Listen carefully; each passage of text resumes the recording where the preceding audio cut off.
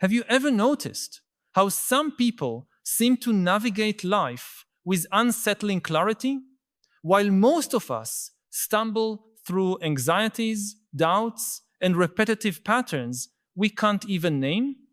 There's something deeply disturbing about the way certain individuals can see through the collective illusions that keep the rest of us imprisoned in lives we never consciously chose. They possess something Yuval calls advanced metacognition, the rare ability to observe their own mental processes with the same objectivity they'd use to observe a natural phenomenon. This ability, present in only about 1% of the population, not only radically transforms the individual experience of being alive, but also provokes complex and often hostile reactions from those who still operate under the cognitive automatisms of the majority. When you develop this expanded awareness, when you begin to see through the veils that keep billions of people functioning on autopilot, you not only free yourself from invisible limitations, you also become an involuntary threat to those who still rely on those illusions to make sense of their existence. Human history is filled with examples of individuals who developed this advanced metacognition and paid a steep price for it. Socrates, who challenged the certainties of his peers until they preferred to sentence him to death rather than confront their own ignorance. Galileo, forced to recant his discoveries because they threatened the ordered cosmos that gave psychological security to an entire civilization. Darwin, ostracized for revealing truths about our nature that shattered comforting narratives about our special place in the universe. Each of these thinkers had something beyond simple intelligence or technical knowledge. They had developed the ability to examine their own assumptions, to question the thought structures they themselves had internalized, to simultaneously hold multiple perspectives on reality without dogmatic attachment to any of them. This metacognition is not just an intellectual skill, it's a fundamental reorganization of consciousness that allows one to perceive the patterns by which the human mind constructs, meaning including the patterns of the very mind doing the observing. What makes this capacity so rare and so disturbing to most people is that it reveals something profoundly uncomfortable about the nature of common human experience. Most of us live in a state that neuroscientists call an overactive default mode network, where our consciousness is constantly engaged in automatic narratives about ourselves, projections into the future based on past patterns, and total identification with the contents of our minds. We live as though we are our thoughts, as if our emotions are absolute truths about reality, as if the stories we tell about ourselves are our real, immutable identity.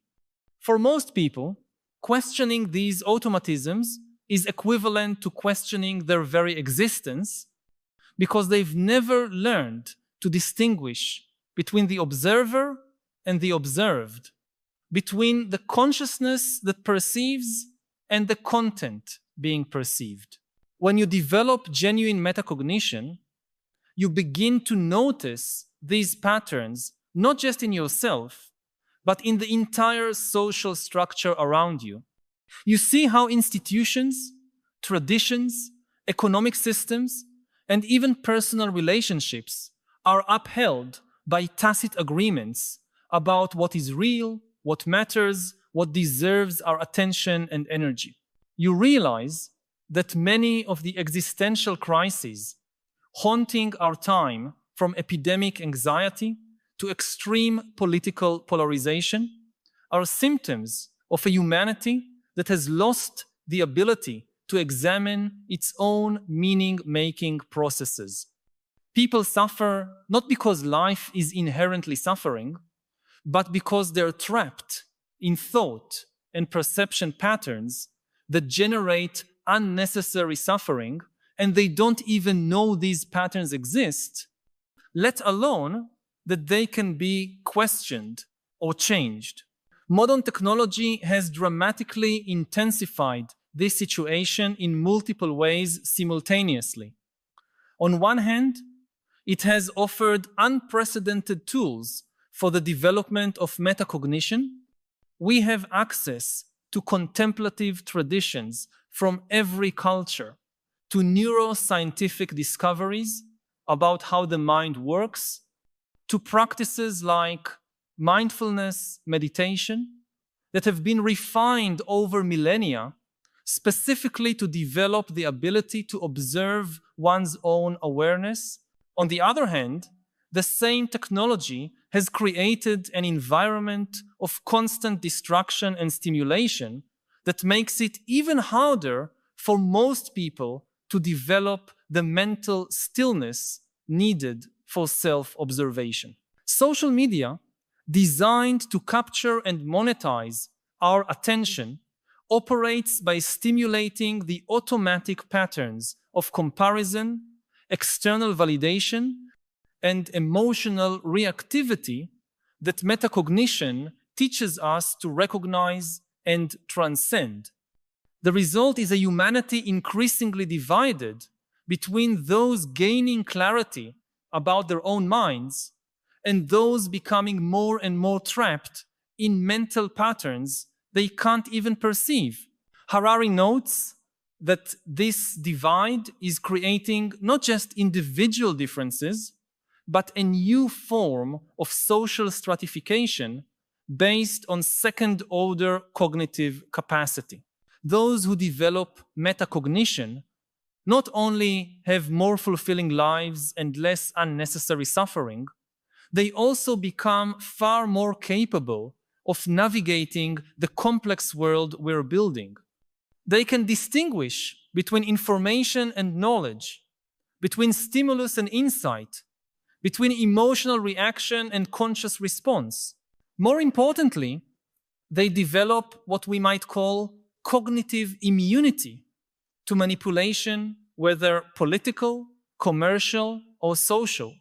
When you can observe your own decision-making processes, when you see how your emotions are generated by specific interpretations of experience, when you understand how your beliefs were shaped by cultural and historical conditioning, you become much harder to manipulate by those who rely on others' unconsciousness to maintain power or influence.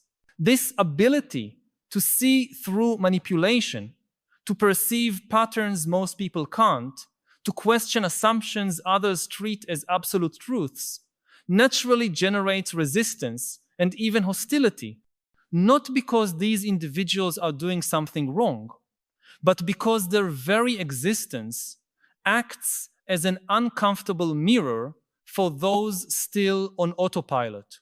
When someone shows it's possible to live with less anxiety, with more clarity, with greater autonomy over one's mental states, it inevitably raises the painful question of why others can't do the same. The answer, of course, is that they can, but doing so would require examining and potentially abandoning thought and behavior patterns that have become central to their identity. The phenomenon intensifies because those who develop metacognition often discover that many of the concerns dominating most people's lives are largely created by how we think about them. Anxiety about the future, for example, is usually the result of projecting past patterns onto imaginary scenarios and then reacting emotionally to those projections as if they were present realities. Relationship suffering often stems from expectations based on stories about how things should be, rather than accepting and responding to what's actually happening. Feelings of personal inadequacy often arise from comparisons to internalized standards absorbed uncritically from culture without ever asking whether those standards make sense for our specific situation. When you develop the ability to see these patterns in action, many forms of suffering simply stop making sense, not because you've become numb, but because you've understood their mechanics and discovered they're optional. But here's the paradox that makes this situation so complex. Although metacognition frees the individual from many unnecessary forms of suffering, it can also generate a genuine sense of isolation and responsibility. When you realize that most human drama is created by mental patterns that could be questioned, when you see loved ones suffering over problems you know are largely self-generated, when you understand that many of the social structures governing us rely on maintaining collective unconsciousness, you're faced with complex moral and practical choices about how to live with this understanding. You can try to help others gain awareness, risking being seen as arrogant or threatening. You can withdraw and focus solely on your own development, risking becoming indifferent to the suffering around you. Or you can try to live in a way where your own clarity serves as an example without trying to impose your discoveries on others. Harari suggests we're at a historical moment where this tension between expanded awareness and cognitive automatism is becoming one of the defining factors of human evolution. Emerging technologies, especially artificial intelligence and biotechnology, are creating possibilities both for the elevation of human consciousness and for its more sophisticated manipulation. The capacity to develop metacognition may become not just an individual advantage, but an evolutionary necessity for the survival of human autonomy. On the other hand, these same technologies can be used to create forms of social control based on the precise exploitation of cognitive automatisms that most people have never learned to question. What makes this urgent is that we're quickly approaching a point where the gap between those who've developed metacognition and those still locked in automatic patterns may become irreversible, not necessarily in a biological sense, but in the sense that the social and technological structures we are building may make it increasingly difficult for someone who hasn't developed this capacity to acquire it later. If your attention has been hijacked since childhood by algorithms designed to keep you in constant distraction, if your thought patterns were shaped by information environments meant to trigger specific emotional reactions, if your life choices were influenced by behavioral manipulation operating below the threshold of awareness, then it may become harder and harder to develop the mental stillness and clarity needed to question those patterns. That's why those who possess this rare capacity often feel a conflicted sense of responsibility. They realize their mental clarity is not just a personal privilege, but potentially a tool that could benefit others if those others were willing and able to receive it. At the same time, they understand that trying to force awareness onto someone who is not ready may not only be ineffective, but counterproductive, generating even more resistance and polarization. This is one reason why many contemplative traditions developed gradual and indirect methods for transmitting insight, recognizing that expanded awareness can't simply be explained or transferred. It must be cultivated through personal practice and experience. The hostility that metacognitively aware people often face also has deeper roots in human psychology. Our brains evolved in small groups where conforming to shared norms was a matter of survival. Those who questioned group beliefs and behaviors too much could pose a threat to the social cohesion needed to face external challenges. Even though we now live in much more complex and diverse societies, those ancient instincts still influence our psychology.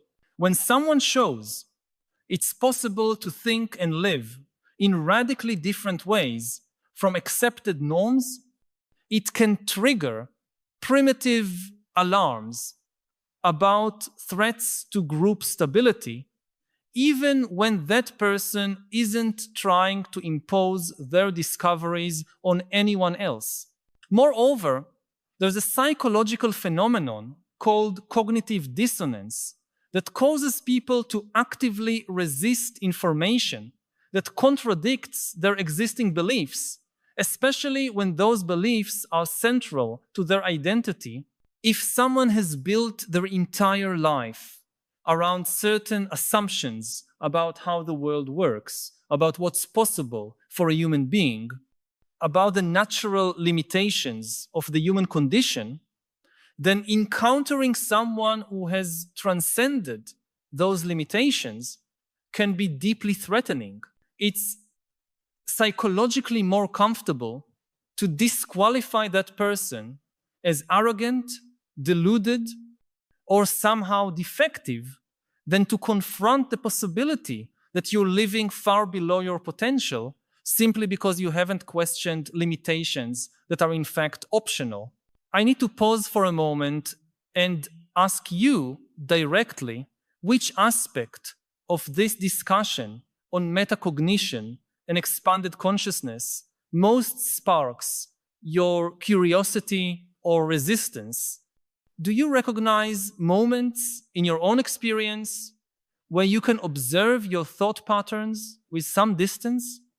I know that often we keep these deeper reflections to ourselves, perhaps out of fear of seeming too introspective or philosophical in everyday conversations.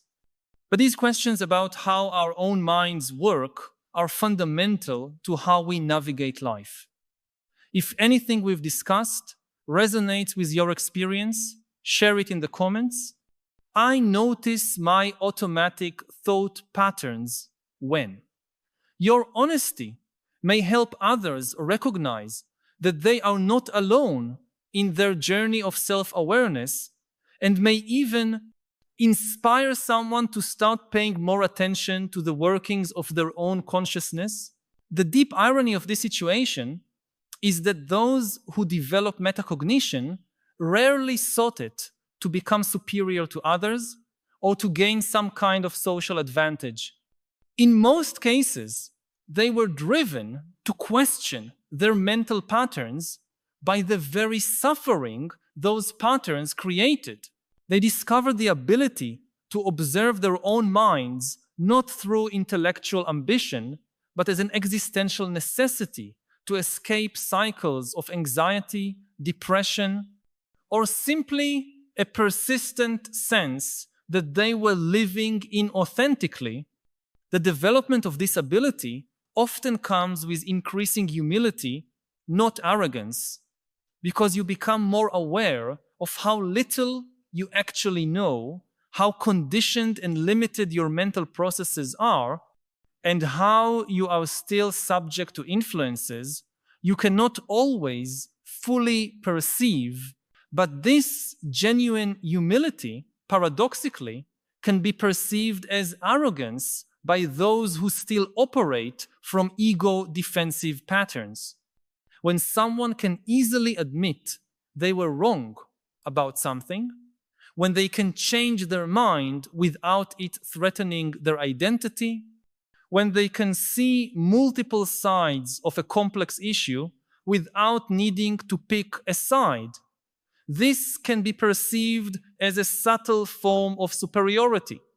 The person who still depends on being right to maintain their self-esteem might interpret this mental flexibility as condescension, when in fact it represents a release from the ego defensive needs that make learning and growth so difficult.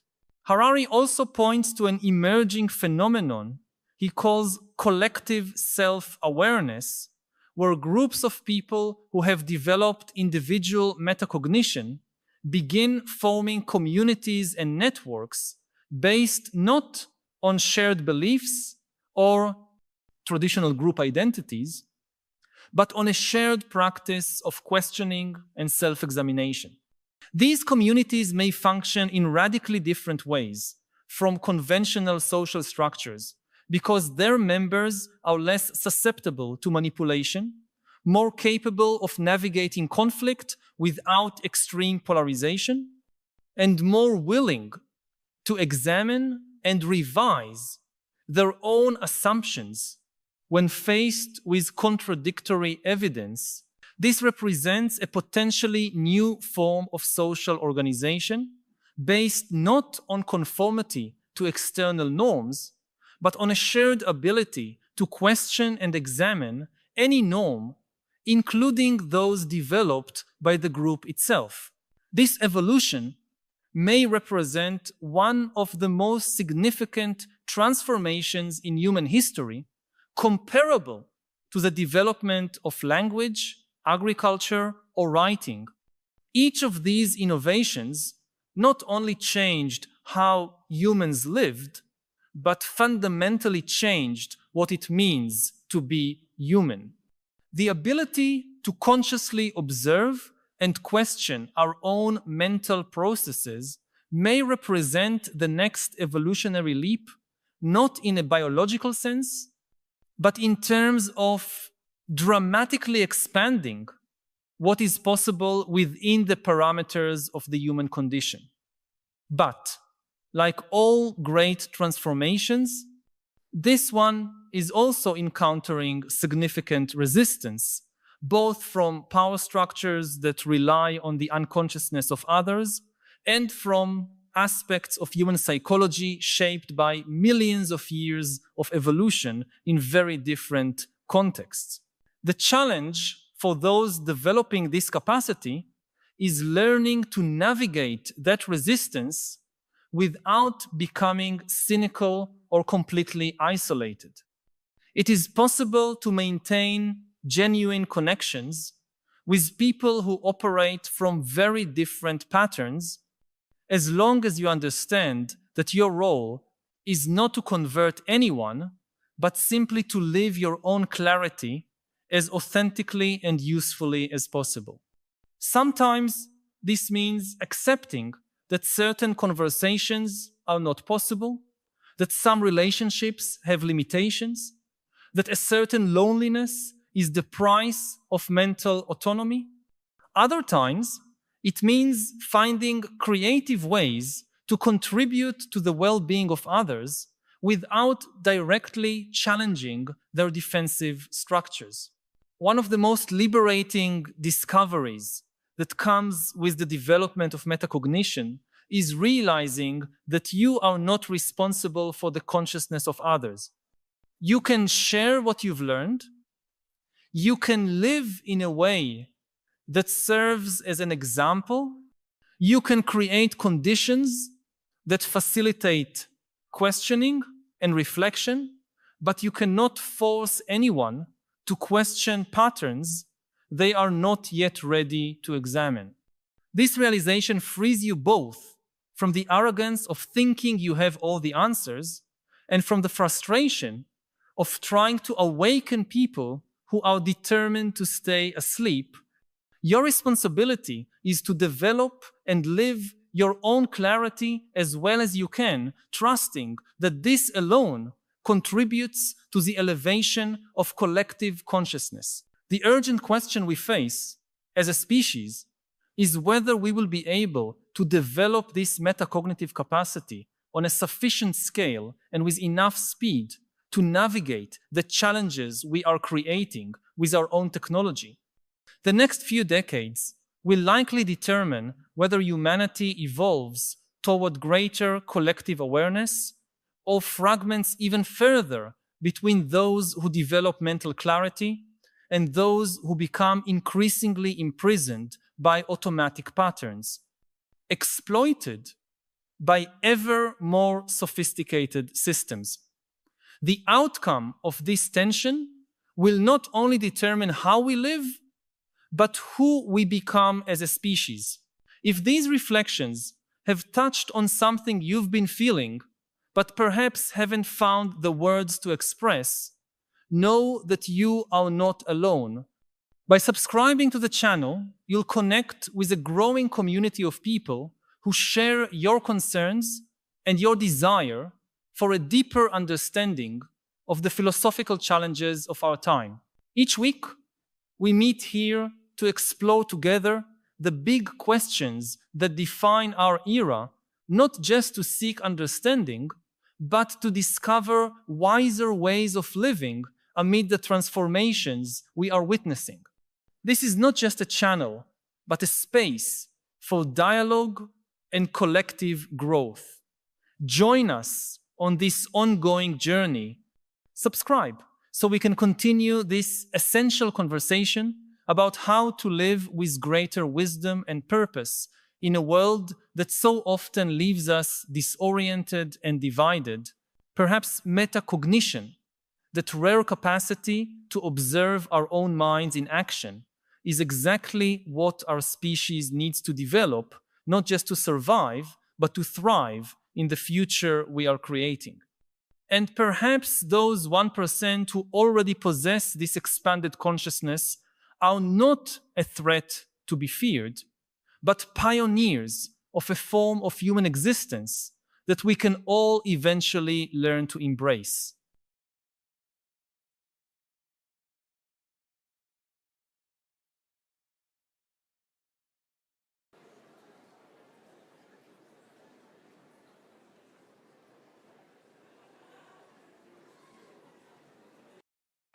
Merci beaucoup d'être venus si nombreux pour cette soirée exceptionnelle. On est très très contents avec Asma qui est à nos côtés, Asma Malak, auteur de Technopolitique, spécialiste des questions politiques, géopolitiques, professeur à Sciences Po, à Polytechnique, chercheuse à l'EHES. On est content avec Asma de recevoir à travers cette soirée exceptionnelle et on remercie beaucoup la Cité des Sciences, les éditions Albin Michel, le journal Le Point, parce qu'on va avoir la chance de parler, de poser des questions avec un des plus grands penseurs de notre temps, Yuval Harari, professeur d'histoire médiévale à l'Université hébraïque de Jérusalem, un auteur à succès à travers des livres comme Sapiens, comme Nexus, qui est publié depuis quelques semaines, dont on a publié des extraits dans Le Point, et qui s'intéresse à un thème extrêmement brûlant, celui de l'intelligence artificielle, dont on a, je crois, ne pas me tromper en disant qu'on n'a pas fini d'entendre parler.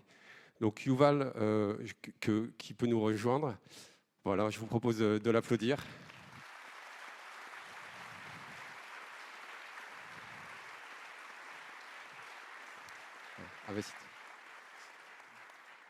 Yuval, vous allez le voir, est connu, enfin vous devez sans doute déjà le lire et on va pouvoir le voir, je pense, à travers cet échange pour son approche particulièrement intéressante, car elle mélange plusieurs disciplines, l'anthropologie, l'histoire, bien sûr, dont on a parlé, mais également la philosophie, et c'est très important en ce moment pour parler de technologie. Donc Yuval a demandé à ce que cette conversation se déroule en anglais.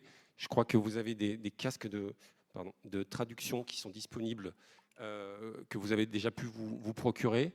Et elle va se dérouler en 3 temps. D'abord, on aura une petite conversation avec Yuval à propos de son livre, de la démocratie, de l'impact de cette intelligence artificielle sur nos sociétés en ce moment. C'est un sujet d'actualité, on l'a encore vu ces derniers jours, on va le voir encore plus, je crois. Ensuite, on aura une lecture d'un court extrait du livre, une conversation entre Yuval et Asma, et ensuite, après une deuxième lecture, des questions du public. Voilà, donc je vous propose que l'on commence maintenant. And thanks again for being with us, Yuval. Thank you. It's my pleasure to be here with you. We had the chance to meet together in London for an interview in Le Point. And again, this might be the topic of the moment, AI. One of the minds of both Xi Jinping and Donald Trump, Elon Musk, that he wants, to have AI in the White House. Vladimir Putin himself said in 2017 that the country that would lead the field of artificial intelligence would be the one that would dominate the world. But of course, AI is not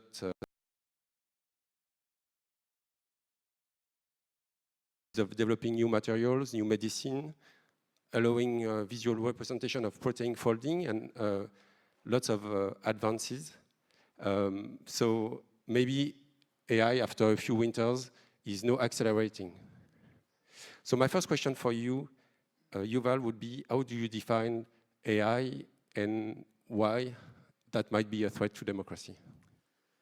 Well, let's maybe start with the definition, because there is a huge confusion. There is so much hype around AI that people kind of put the label of AI on almost any machine or any computer or any program. They say, oh, it's AI. So what is really AI, and how is it different from other machines, from other computers? Basically, AI is the first technology in history that is not a tool, it is an agent. It is something that can make decisions by itself.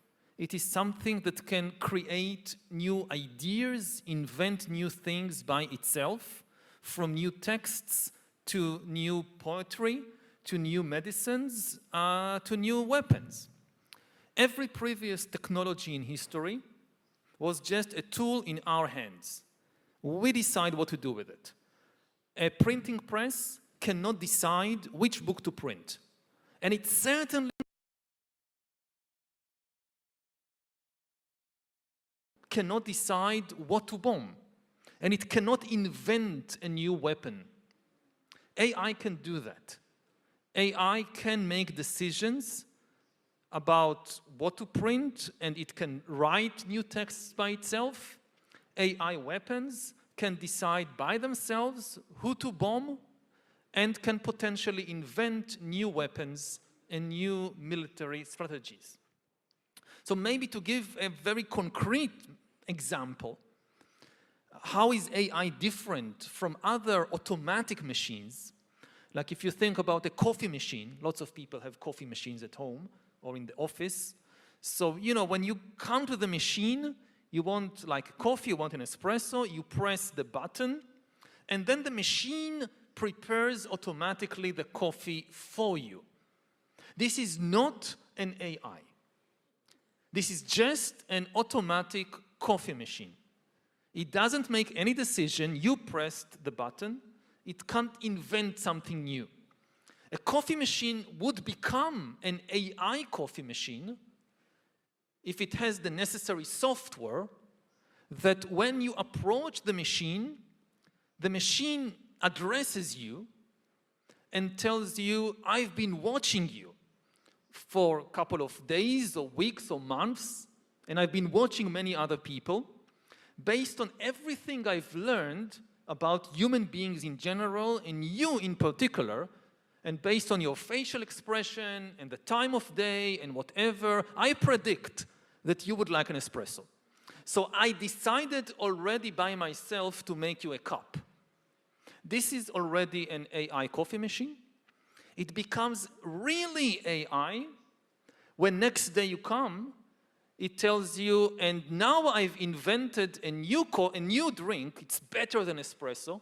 I call it a bestpresso. No human in history ever thought of making this drink, but I think you would like it better. So I made one for you. Then this is really an AI coffee machine. And I don't think if we already have AI coffee machines, but we do have more and more AIs making decisions and inventing things in banks, in militaries. We'll discuss, I think, a lot of examples this evening. Again, maybe I give one small example, quite famous. when OpenAI developed GPT-4 2 years ago, and they wanted to test what are the capabilities of this new technology, they gave it as a test the task, the goal of solving CAPTCHA puzzles. CAPTCHA puzzles are these visual puzzles when you try to access some web page, maybe your bank account or whatever. So to make sure that you're a human and not a bot, you have to identify certain visual signs, maybe letters,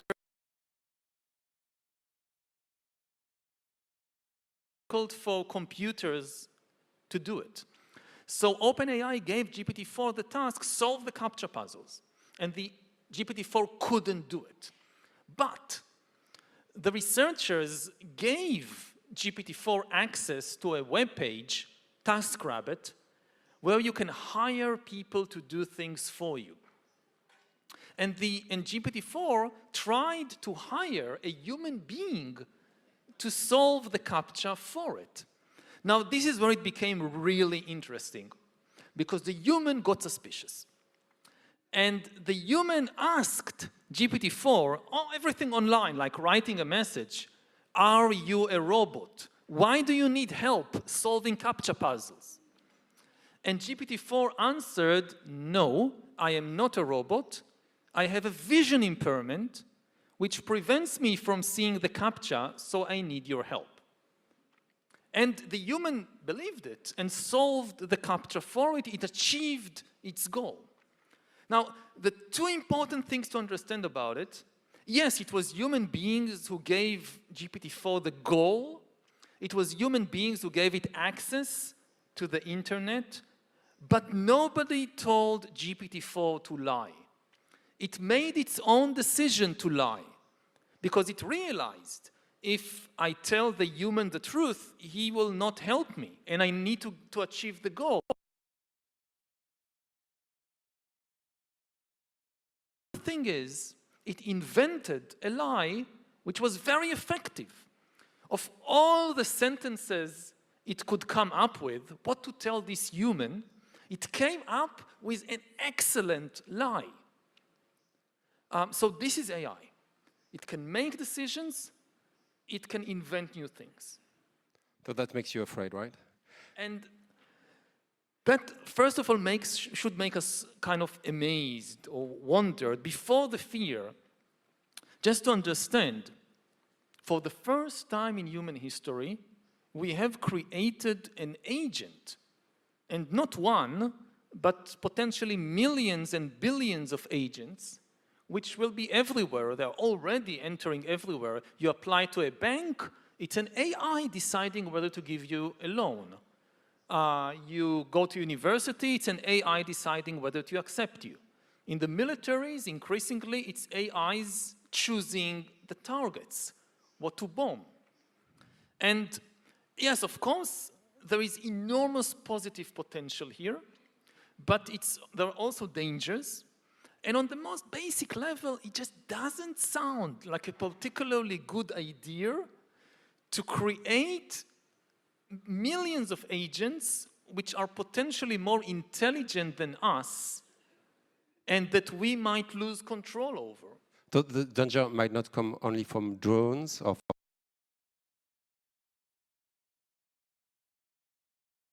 replicate that can understand and get better and better, right? But how can we keep the control? Is it too late or not? You are one of the intellectuals signing this open letter from the Future of Life Institute. You wanted a pause of 6 months.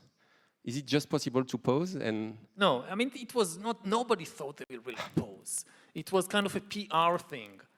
Elon Musk signed it, right? He also signed it, yes. Stuart Russell, yeah. And then he chose more effective ways to gain control of the AI race than signing letters. And yeah, I mean, it seems that at least in his case, he gambled on Trump on the assumption that he will now be given control of the AI race and be the AI czar, maybe making the most important decisions in human history. Yeah. So but No, sorry. But to prepare this meeting, Yuval, I spoke with some researchers from, for example, Hugging Face, this AI company based both in the US and in France, and they told me there are some ways where the inventors, can keep control of the algorithm, like maybe open source might be. I mean, theoretically, there are ways. Yeah. It's, again, if I thought it's like too late, there is nothing to do, it's all doom, then there is no point writing a book. You write a book, You write a book not in order to kind of prophesy the future and then tell everybody, hey, I was right. There is no point in that. You write a book to warn people about some dangerous scenarios on the assumption that if we make the right decisions, we are still in control. The AIs like GPT-4, they are still very primitive AIs. They are developing very fast. I mean, we are at the beginning of the AI revolution. The AI revolution is like 10 years old. Yeah. So we now have to deal with very, very primitive AIs, which are already changing the world in a tremendous way. But it gives us the opportunity to reflect on what we are facing. And if we make the right decisions in the next few years, we can still keep this under control. But nobody knows how much time we have. Some people say 3 years, some people say 30 years. Yeah. A few weeks ago, Yuval, you were in Silicon Valley, right? You met with lots of people. I think Mark Andreessen, one of the investors. We didn't meet with Mark in the end, but we met with several of the leading kind of investors. In the AI and you told me that lots of people are speaking about AGI, artificial general intelligence. Maybe the moment when the machine can be better than the human in all its cognitive functions. Why do you think lots of inventors, maybe Sam Altman is one of them, want to achieve AGI? It's a combination of fascination and fear. On the one hand, there is a big fear that if we slow down and somebody else doesn't, because they are more ruthless, they will get there first and they will control the world. So we have to run faster than them, and everybody thinks like that. So it's the logic of the arms race. There are very few people in the world. Out of 8 billion people on the planet, the number of people who really understand what is happening is quite small. But in Silicon Valley, a lot of people who understand what is happening, they understand the enormous positive and negative potential of the technology. They think, like the quote you gave from Putin, that whoever wins the AI race controls the world. Everything else is completely irrelevant. Like you look, even we'll talk, I guess, later about geopolitics and the military. But once, for instance, you have completely autonomous drones, all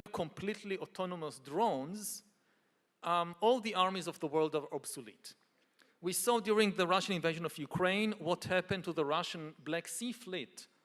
That was completely, a third of the fleet was sunk, and the rest of it is hiding. And the Ukrainians did not even have a navy. And this can happen on a much larger scale once you have fully autonomous drones and other weapons, which means basically AI weapons. This is likely to be one of the biggest military revolutions in history.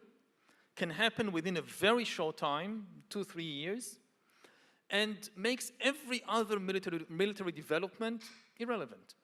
So, and this is likely to happen in many civilian fields as well. So there is this tremendous fear that if, because we are not ruthless, we'll slow down, will remain behind, and the competitors, some other company or some other country, will get there first, they will rule the world, and we will have nothing. Then, of course, there is combined with that the fascination, and some would say the megalomania, of wanting to be those who will make the most important invention maybe not just even in history, but really it's something potentially on a cosmic level. Because if you think about the history of life on Earth, or life in the universe as we know it, so life appears on Earth about 4 billion years ago. Then for 4 billion years, nothing important happens. You just have organic life developing different forms of organic life. Like you have amoebas, and you have dinosaurs, and you have trees, and you have tomatoes, and you have apes and humans, but it's just organic stuff. The kind of the basic model, it's the same. It's organic life. And then comes Elon Musk and creates inorganic life. And inorganic life then spreads from planet Earth to the rest of the universe, to the rest of the galaxy. Because organic life evolved on Earth and is adapted to Earth, and it's extremely difficult for humans to go to Mars and to live on Mars, different atmosphere, gravity, space, almost impossible for organic life to spread from planet Earth. But inorganic life, that's much easier. So just try to imagine this cosmic timescale. Creation of the universe 17 billion years ago, life, organic life on Earth 4 billion years ago, Elon Musk, or inorganic life takes over the galaxy. For people with ambition in life, that's much, much bigger than even being US president. Very nice. Thank you. So we've got lots of other questions, maybe some questions that want us to keep a little bit optimistic. So just before we go on, I would like Philippe to come on stage and to read an excerpt from your book. The good news, it's going to be in French.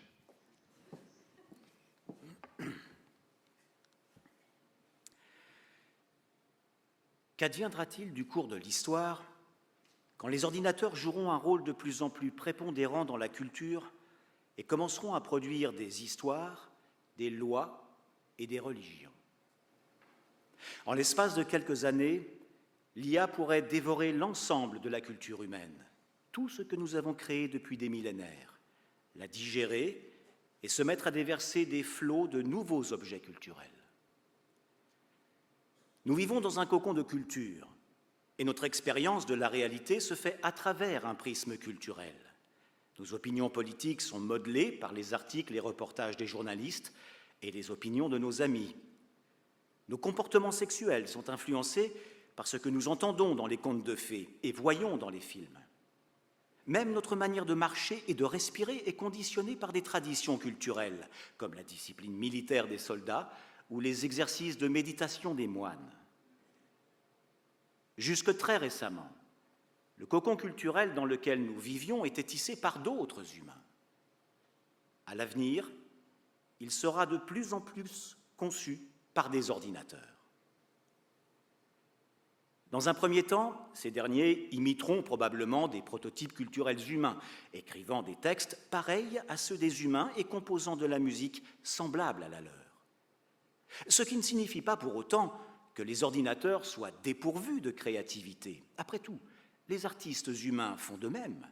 Bach n'a pas composé sa musique à partir du néant.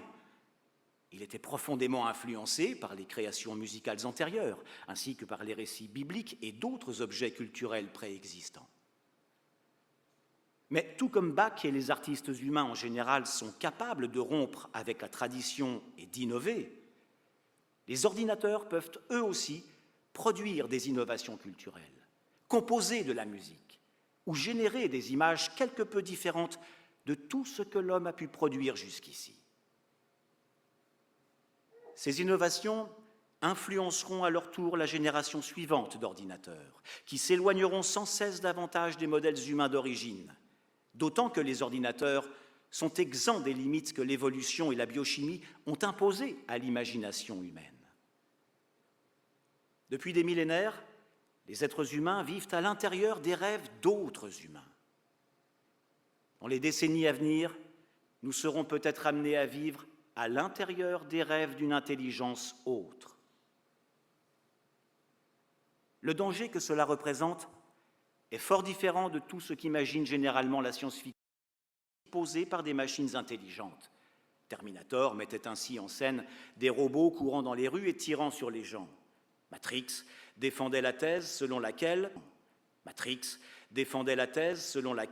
pour accéder à un contrôle total de la société humaine, les ordinateurs devraient d'abord contrôler physiquement nos cerveaux et les brancher directement sur manipuler les humains. Il n'est pas nécessaire de connecter leur cerveau à des ordinateurs. De tout temps, prophètes, poètes et hommes politiques ont utilisé le langage pour manipuler et remodeler la société. À présent, les ordinateurs apprennent à le faire. Et ils n'auront pas besoin d'envoyer des robots tueurs pour nous abattre. Il leur suffira de manipuler pour qu'ils appuient sur la détente. Merci beaucoup, Philippe.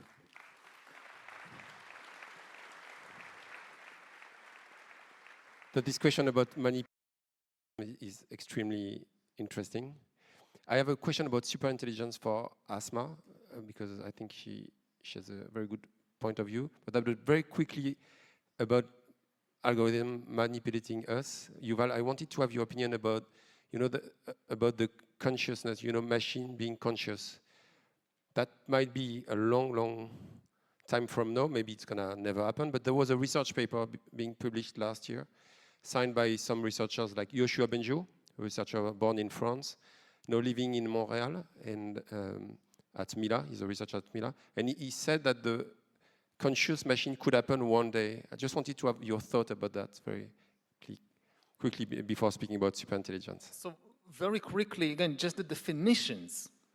Intelligence is the ability to pursue goals, to solve problems on the way to achieving the goal, like GPT-4 having the goal of solving the CAPTCHA puzzle and finding ways to solve the problems on the way, like lying to the human worker. This is intelligence. Consciousness is the ability to feel things, like pain and pleasure and love and hate. Now, humans confuse the two because we use our feelings to solve problems.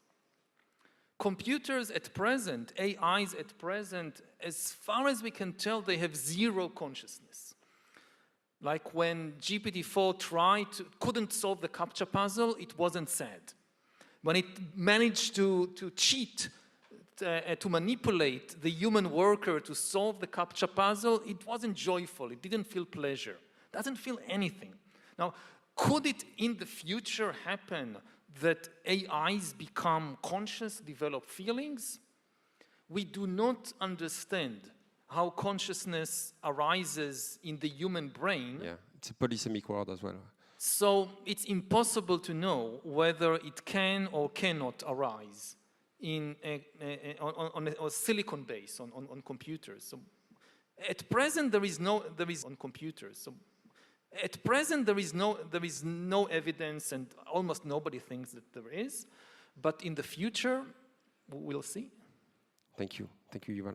So the question, Asma, is about superintelligence, and I wanted to have your opinion about Yuval's concerns about superintelligence. Maybe you think that might distract us from more immediate challenges, right? Or actually, in the work in the book Nexus of Yuval, we have both dimensions. We have the real politic of AI with immediate concerns and risks, and absolutely agree with all the risks you highlight about disinformation, massive manipulation, cognitive manipulation, about this predictive algorithms that can be a kind of micro-algorithmic dictator, actually. You said that, you wrote it, and it's right to say it this way.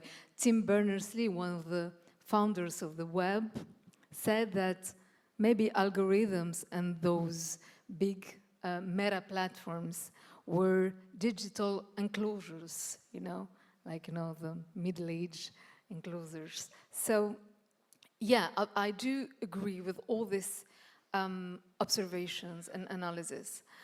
And the idea of super AI, with the high difficulty we have to define it, and even to prospect and to say when it could be happen or not, maybe can, make this apocalyptic feeling we try to demystify, to treat, to manage, to mitigate the immediate risks about autonomous weapons, about, how algorithms can put democracies at stake because we have no counterpowers, because we can't negotiate with the machine, with the poor, with, the biases, with the risk of maximum discrimination of people. And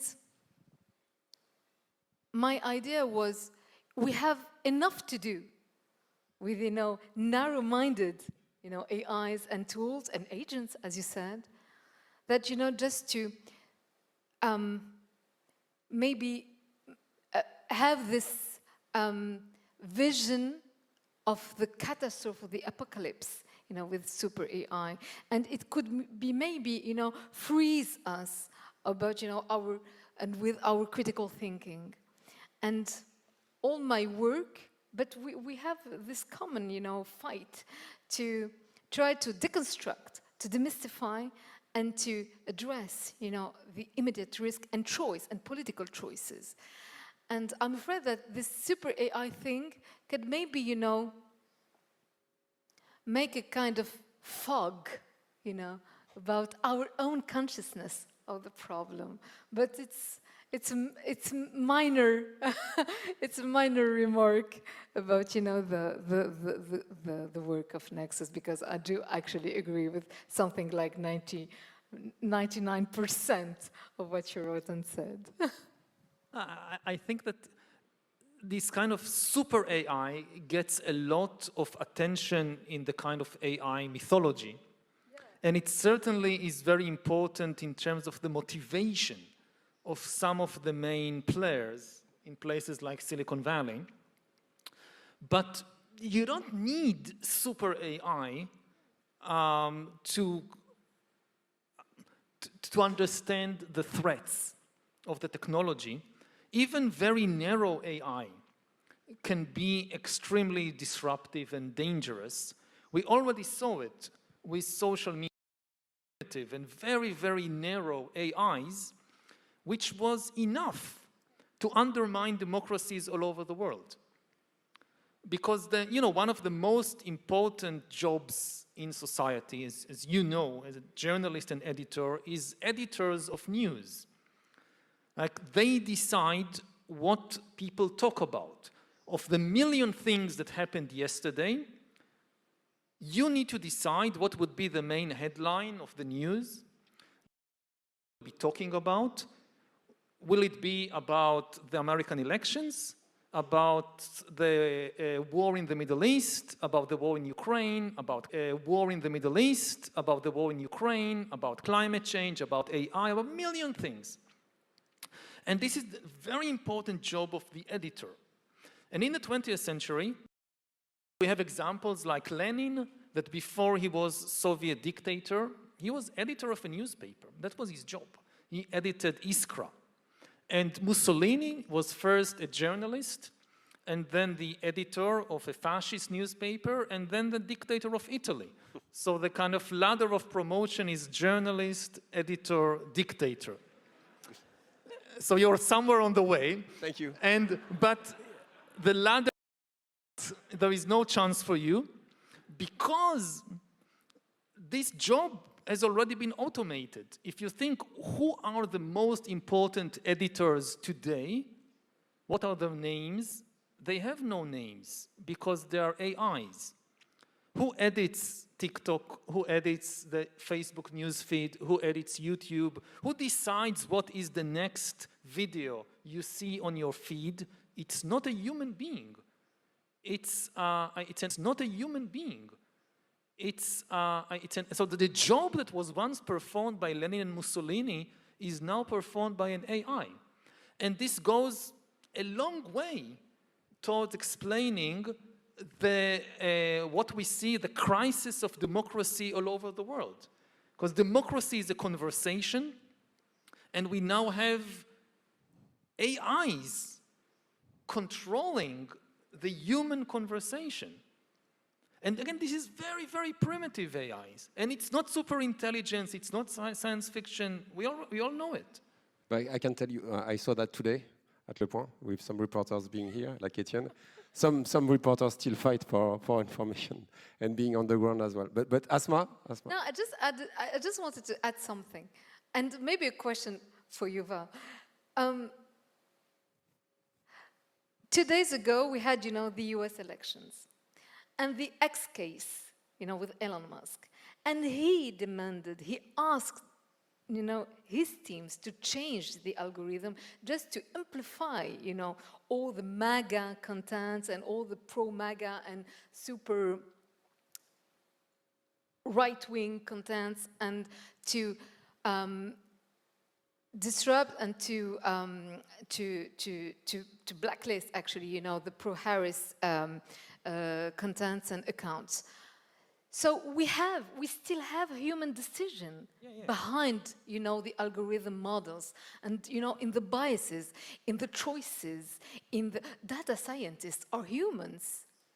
Still, I mean, I think the situation at the beginning of the value chain. Previously, the entire chain was humans.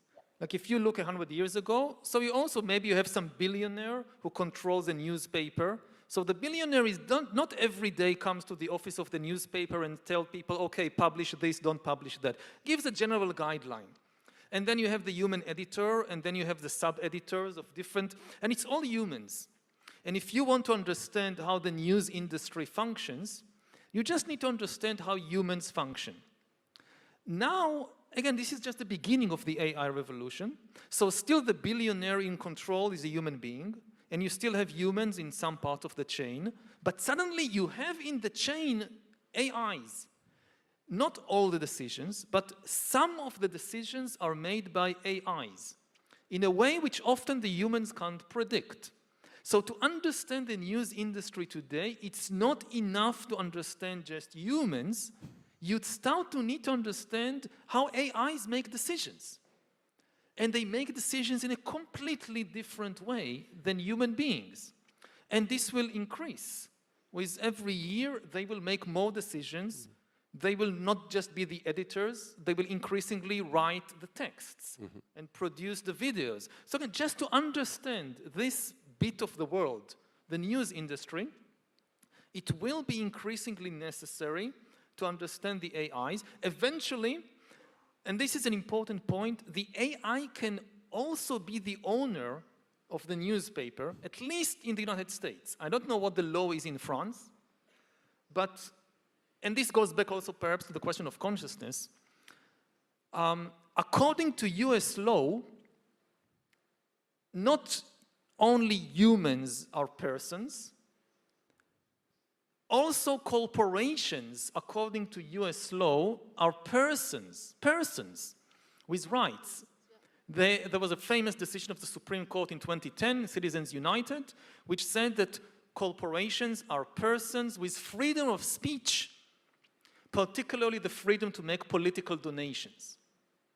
Now, until today, this was legal fiction, because if you think about a corporation like Twitter or Facebook, every decision that we say Facebook made a decision to whatever, there is some human being who made the decision. Maybe it's Zuckerberg, maybe it's one of the other executives, maybe it's a lawyer, an accountant. Only humans could make decisions in Facebook.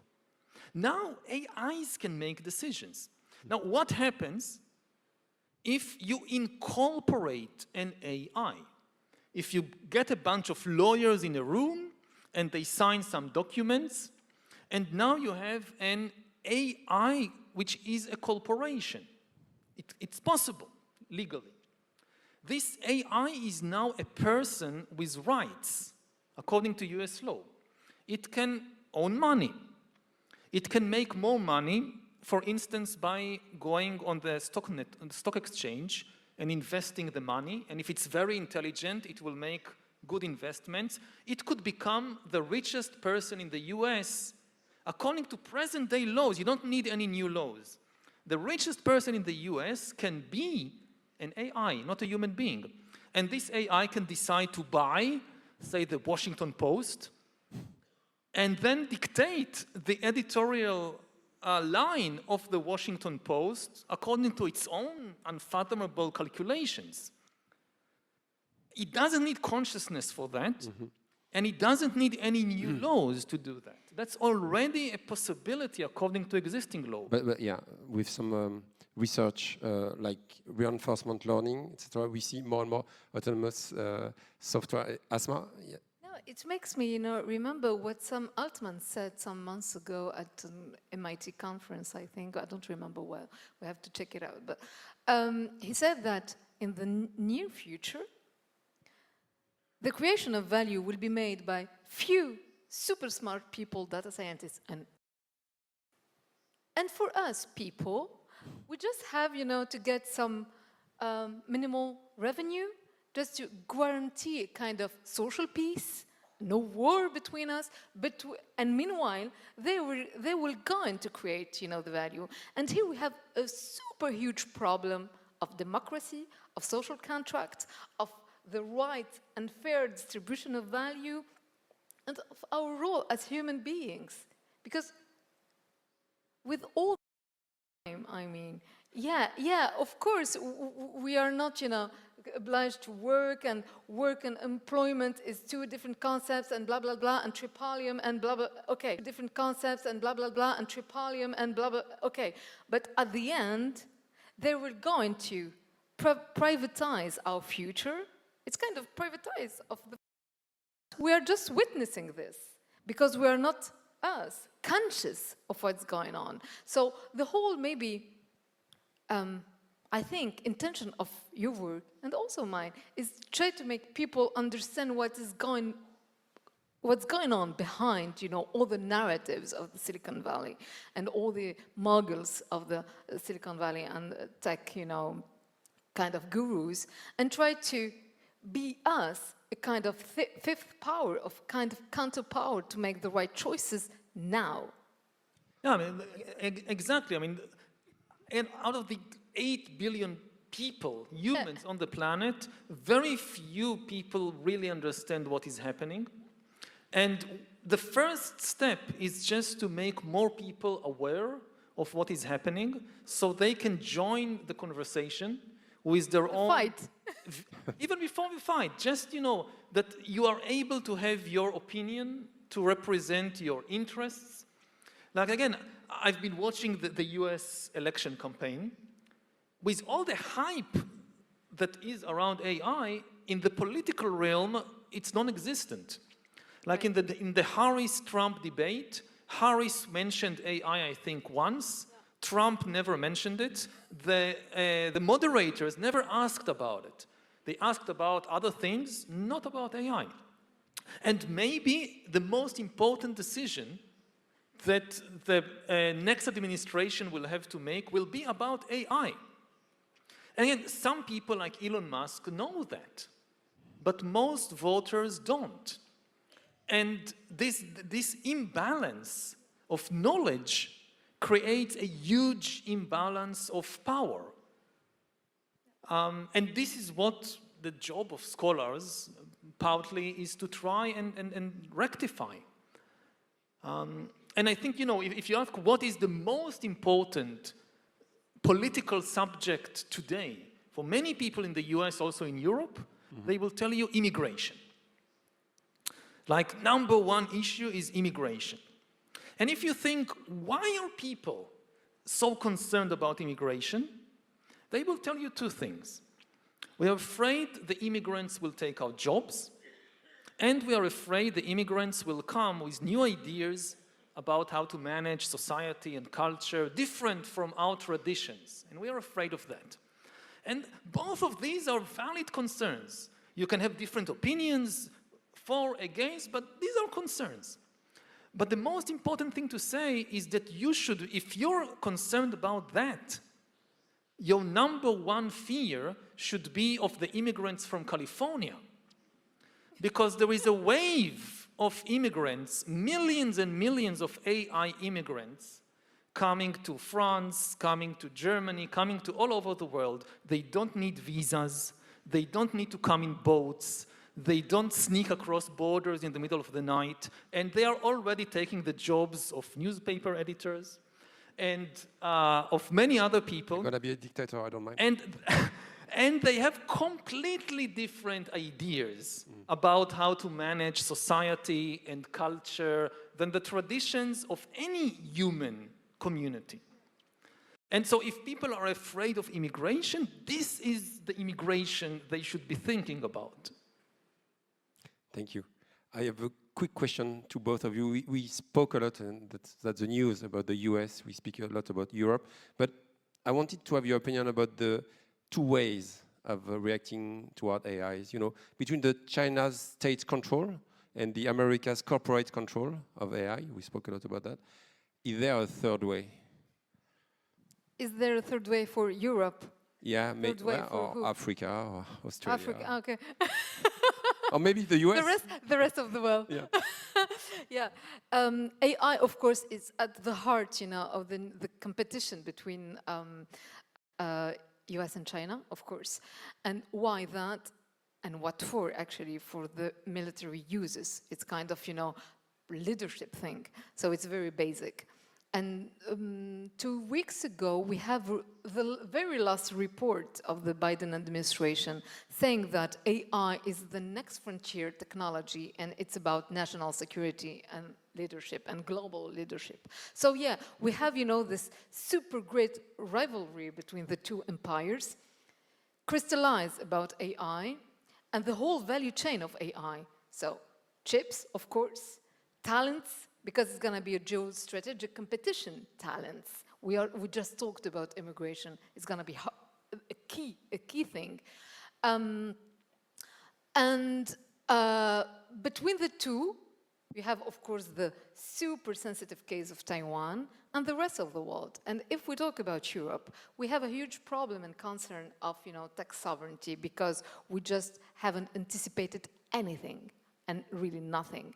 So we have some talents, we have some researchers, but actually they are brain drained, you know, by the US, for most of them, for the most brilliant of them. And about, you know, if you split what is cyberspace, just for 1 second, you have all the foundation, you know, data centers, satellites, all the things, they are American when you are in Europe. So we have a very huge cloud. We have a very huge dependency on the American technologies and on American tech giants. And when we see Elon Musk, he's not just, you know, a super great tech entrepreneur or clown.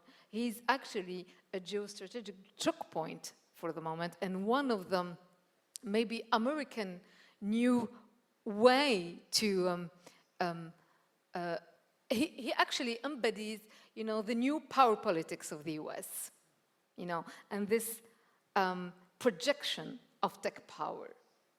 And what is just to no, I'm gonna finish about, you know, the European tech sovereignty. So yeah, we're gonna struggle. It's gonna be very long and very painful for us, because Trump and Musk, but Trump, with the new Trump administration, is going to be very painful, because it's going to be, you know, a dynamic of retaliation, of protectionism, of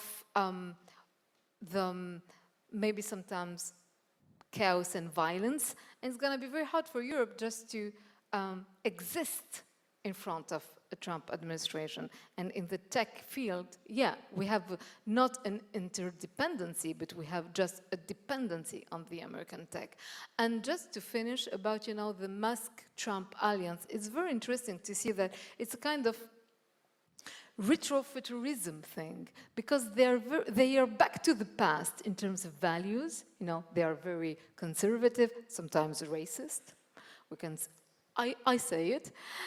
And in the same time, they are, you know, projecting the US in the future about, you know, Mars, about the implants, Neuralink, about, the cybercap thing, the robots, Optimus, again, with Musk. So it's a kind of, this time between the past, reassuring people, reassuring, the white Americans about their values, America great again about this, and how we're going to make America great again with this kind of super tech power, embedded by Musk. And it's very interesting to see how they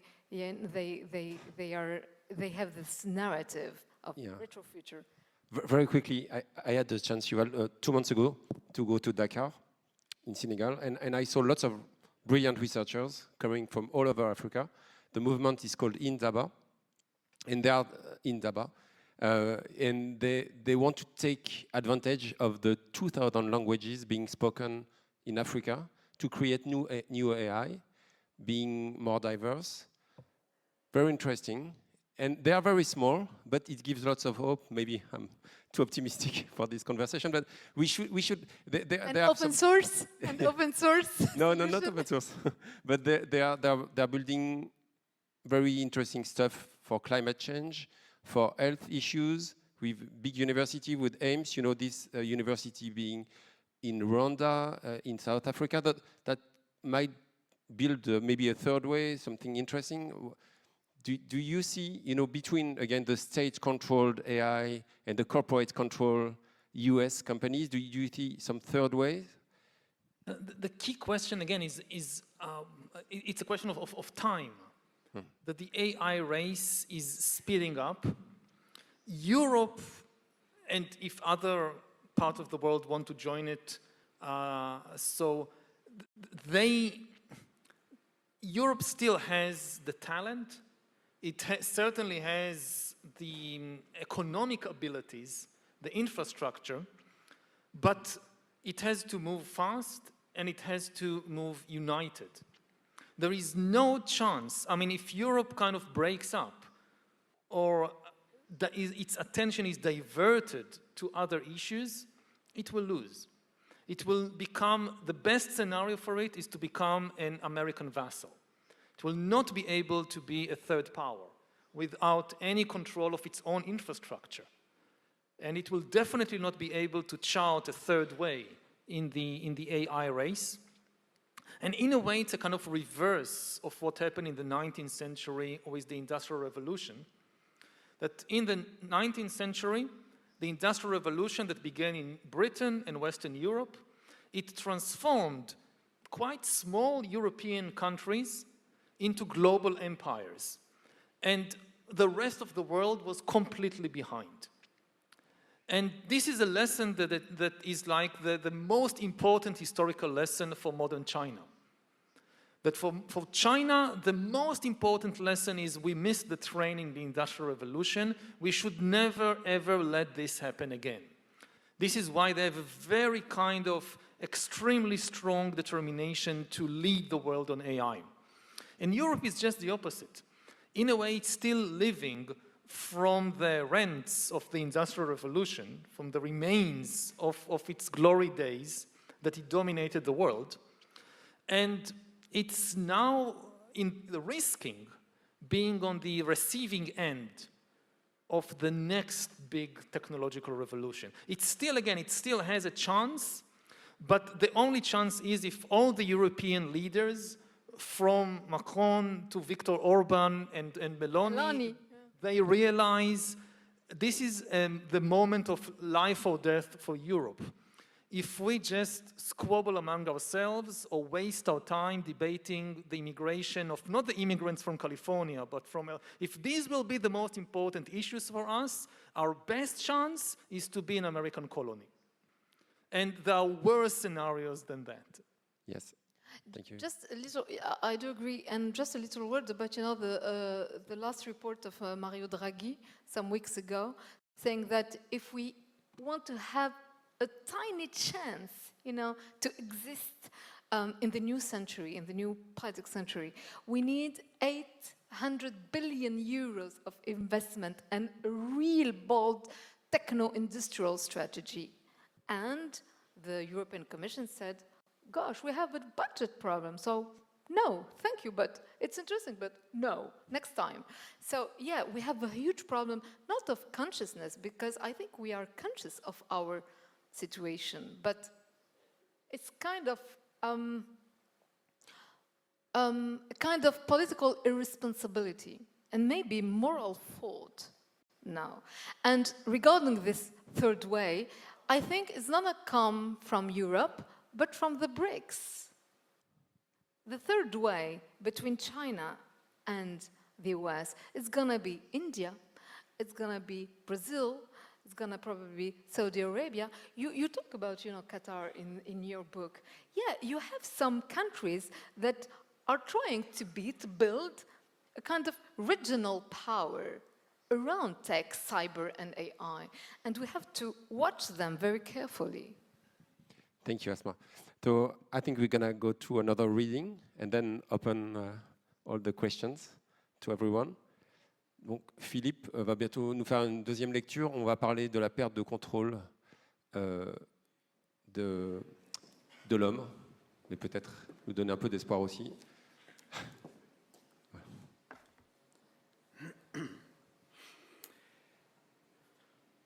De même que la loi de la jungle est un mythe, l'idée que le sens de l'histoire va vers plus de justice en est un autre. L'histoire est une réalité radicalement ouverte, qui peut s'infléchir dans une multitude de sens et atteindre des destinations fort différentes. Même si Homo sapiens venait à s'auto-détruire, cela ne changera pas la phase de l'univers.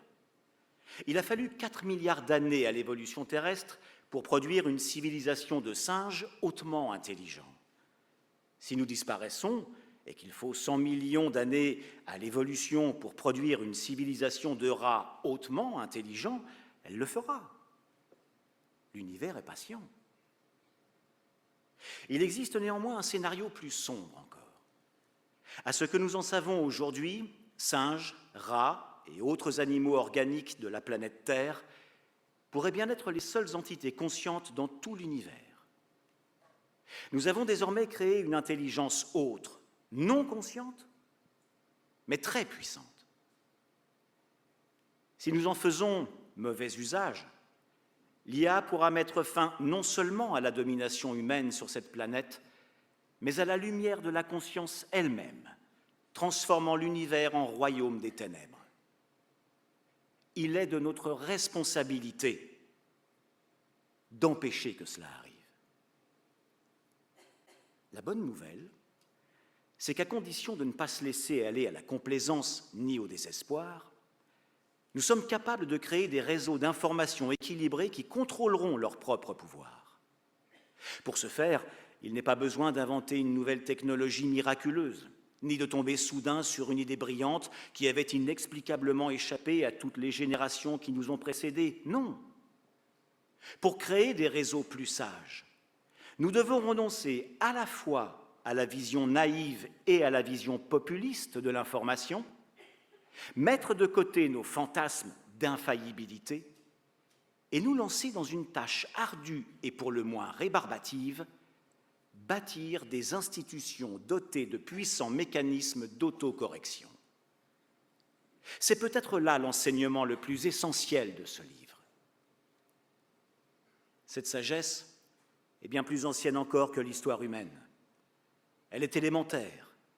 C'est le fondement même de la vie organique. Les premiers organismes n'ont pas été créés par un génie ou un dieu infaillible. Ils sont apparus par le biais d'un processus complexe d'essais et d'erreurs. Pendant 4 milliards d'années, des mécanismes de mutation et d'autocorrection de plus en plus complexes ont conduit à l'évolution des arbres, des dinosaures, des jungles et finalement des humains. Nous avons maintenant invoqué une intelligence autre, non organique, qui pourrait bien échapper à notre contrôle et mettre en danger non seulement notre espèce, mais une multitude d'autres formes de vie. Les choix que nous ferons tous au cours des années à venir détermineront si le fait d'avoir donné le jour à cette intelligence fut une erreur fatale ou s'il marque le début d'un nouveau chapitre plein d'espoir de l'évolution de la vie. Merci beaucoup, Philippe.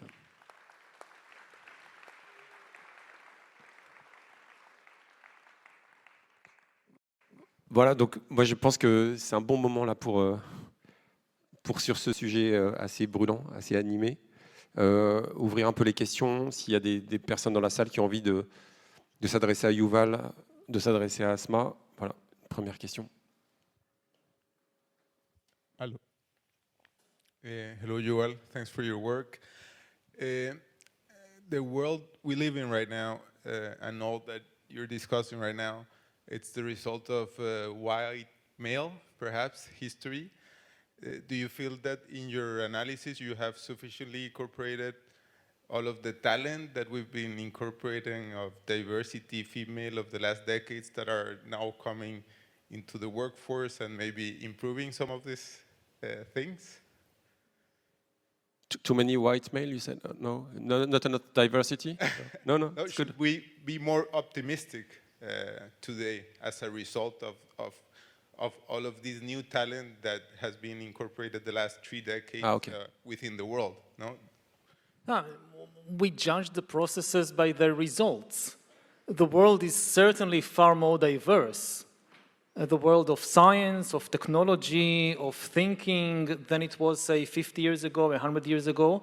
It has immense benefits for the world. Also with regard to AI, again, one of the main messages that I think we try to convey is that we need more people to be engaged with it. And for that, we need more people from all over the world to understand what is happening and to understand that this will have a huge impact on the life of every single human everywhere on the planet, not just in California, not just in Europe. So the more that people understand and join the debate, the better. And actually, sometimes women are whistleblowers because the technology for now that we are using, yeah, of course, it's the heritage of, the hippie flower power of the, Silicon Valley and Stanford, yeah, of course, men and sometimes and often, yeah, white. So we are just, paying the heritage of our, history. You're thinking about Francis Hogan, maybe? And Timothy Brut, who has been fired, from Google. From Google. Yeah, of course, and the whole ethical, path in the Silicon Valley. Yeah, we have many women, from the ethical side of the story. Merci beaucoup, monsieur. Good evening. Thank you very much for your speech. You say that making the AI software open source would provide an important safeguard. I mean, I know many people say it. I have no opinion. I don't know. When we met, you told me the open source debate was a bit like, Catholic versus. Maybe you can elaborate a bit like, I really think that this might be an illusion because, I mean, an open source plan of a gun doesn't make the gun less dangerous. And so I wanted you to elaborate a little bit on the open source link. So what I basically said is that I have no strong opinion one way or the other about whether it should be open source or controlled by a small number of experts. I compared it historically to debates like we have in many religions, whether the code of the religion should be open sourced or whether it should be under the control of a small cadre of experts.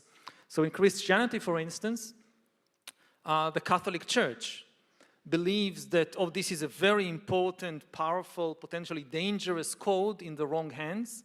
So only a very small number of experts, the priests and the theologians, they are the only ones who should have access to the code, to interpret it, to explain it. And on the other hand, you have the Protestant churches that believe in open source, that you should just give the code to every person in the world that wants to read it and to interpret it and to explain it any way they want. And you have for centuries this debate, and without a clear winner, and you see it in almost every religion, also in secular ideologies. Also, like in socialism, the Bolsheviks, they believed in a small number of experts controlling everything, but compared to other socialist and anarchist movements, they, no, open source. And as a historian, I don't think that there is kind of a clear verdict that open source is always better or centralized authority is always better. And we are just, again, at the very beginning of the AI revolution. I would be careful not to kind of get into this trench warfare situation when people develop very strong opinions that it must be open source, and anybody who thinks otherwise, they are completely evil or whatever, or vice versa. Well, it's too early to tell, really. Thank you. Allez-y, monsieur. Good evening, and Yeah, please. Just wait. I have a question for him because I'm also, in the public. Now, I have a question. As a historian, have we ever in history stopped an innovation, like, the AI thing, before the accident, before a catastrophe? Have we ever, been enough, conscious and wise to stop it before the, when we are on the edge? I'm thinking about, for example, the nuclear weapons. Yeah. Yeah, we have had to be at war and have, this huge, catastrophe to stop it and to regulate it.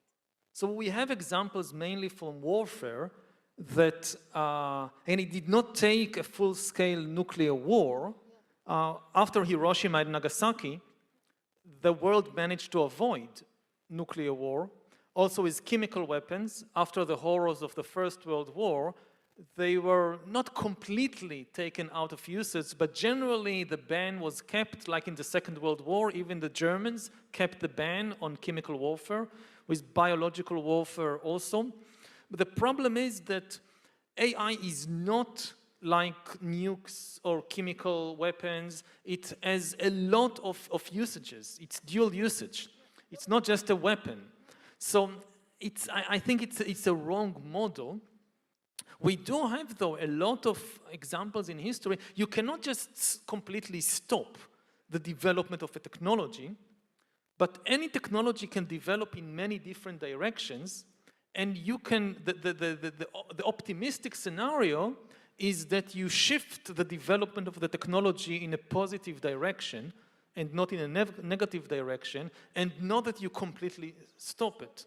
And this, we have quite a few examples in history that this is successful, from medicine, from industry. But this time, like, our margins of error are much, much smaller. Then if we get it wrong, the results will be truly catastrophic. so thank you very much. Good evening. I have a very naive question. I have some difficulty to imagine that AI could become independent or totally autonomous from human beings. So my question is, do you imagine a total independency of AI, or does it necessarily mean ever a kind of human control? So my point is AI going to be totally independent one day? In theory, in the distant future, this is really the question about the superintelligence. In the distant future, it is possible that it will learn how to mine metals in the earth and how to build power stations and feed itself. Not now, but a lot of people think it causes them to feel complacent, that AI depends on us, so we are in control. No. It just means that it has more reasons to manipulate us. And it's a way to think about the power of AI. AI today is not independent. If you take an AI, you take GPT-4 and just drop it in the middle of the savannah somewhere, it can't do anything. The right way to think about it is as something analogous to the power of a lawyer. Think about, say, the smartest lawyer in the world. If you take her and drop that lawyer in the middle of the savannah, she's powerless. Any chimpanzee or elephant is much stronger. But within the bureaucratic, legal, financial systems that run the world, she's more powerful than all the lions of the world put together. Because all the lions of the world put together cannot understand a single law, cannot make any investments, don't know how to use the legal and financial systems. Lawyers do. Now, the AIs are stepping into the shoes of the lawyers, of the accountants, of the editors. They don't need to build the system from scratch. They are taking over the systems we have built to control the world. And in many ways, they are already better than us. No lawyer can know all the laws of France or all the laws of the EU. It's too much for the human memory. AI can. No lawyer for the human memory. AI can. No lawyer, no accountant or investor can follow all the bonds and all the trades on the stock exchange. And AI can. They are still dependent on humans to some extent, but once they know how to manipulate the humans, it's like we still depend on the plants and animals. But it doesn't mean that we don't control them. It means that we control them even more because we require them for our survival. Thank you. Maybe, I think there is a question here. Il y a une question juste là. Allez-y. Is it me? Okay. Thank you very much, and I am very lucky to be able to ask you a question. I actually would need a practical advice.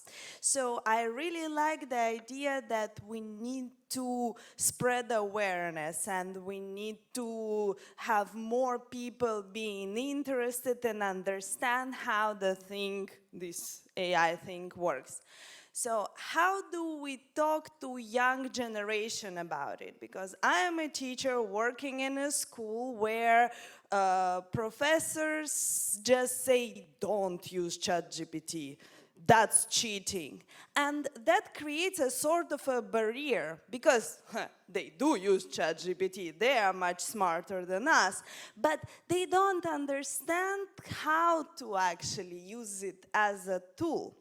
And so if we think a bit further, right, you have the little kids, you have older kids, how do we construct, how do you construct also the discourse around it to encourage young people to learn and to encourage them to use it in a right way? So I'm pretty sure that behind your idea that we need more awareness, there is some practical how to spread this awareness and especially how to interest the younger generation.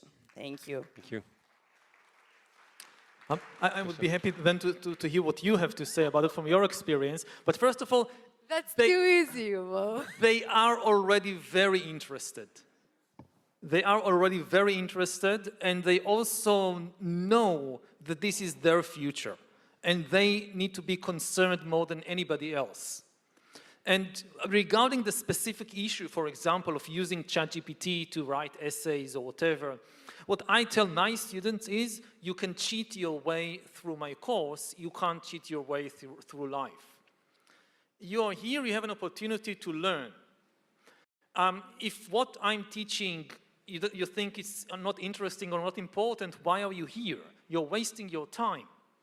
If you want to learn something, so it's very rare in life that you get this opportunity that you can just spend time learning. You will not have this opportunity like this later in life.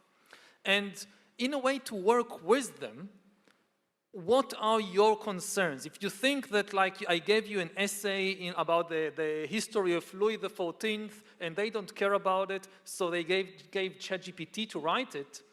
So, okay, I'm with you. You think it's not. What is relevant? What do you think you need in order to survive later in life? Because if you just rely on the AI, we don't need you for anything. What do you know that the AI doesn't? And I think that when I talk with young people, they are often much more concerned than older people, not less. And of course, we can't just throw it on them. We, first of all, need to have the understanding ourselves so that we can guide them. And one more thing, I'll say that AI is making the world change faster than ever before. And the older people are, usually it's more difficult to change. So people who are already established, let's say in some profession, they're often terrified by the idea that I need to basically maybe learn my profession from scratch because everything is changing. And then they kind of try to block, just don't use it.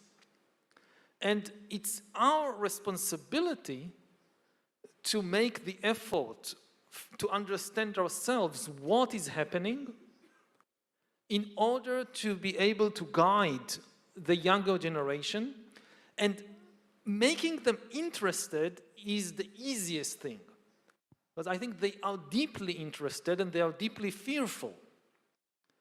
And we need not to kind of block it or throw it on them, but to ourselves make the effort to understand so that we can give them proper guidance. And I think then they'll be super interested in writing the essay.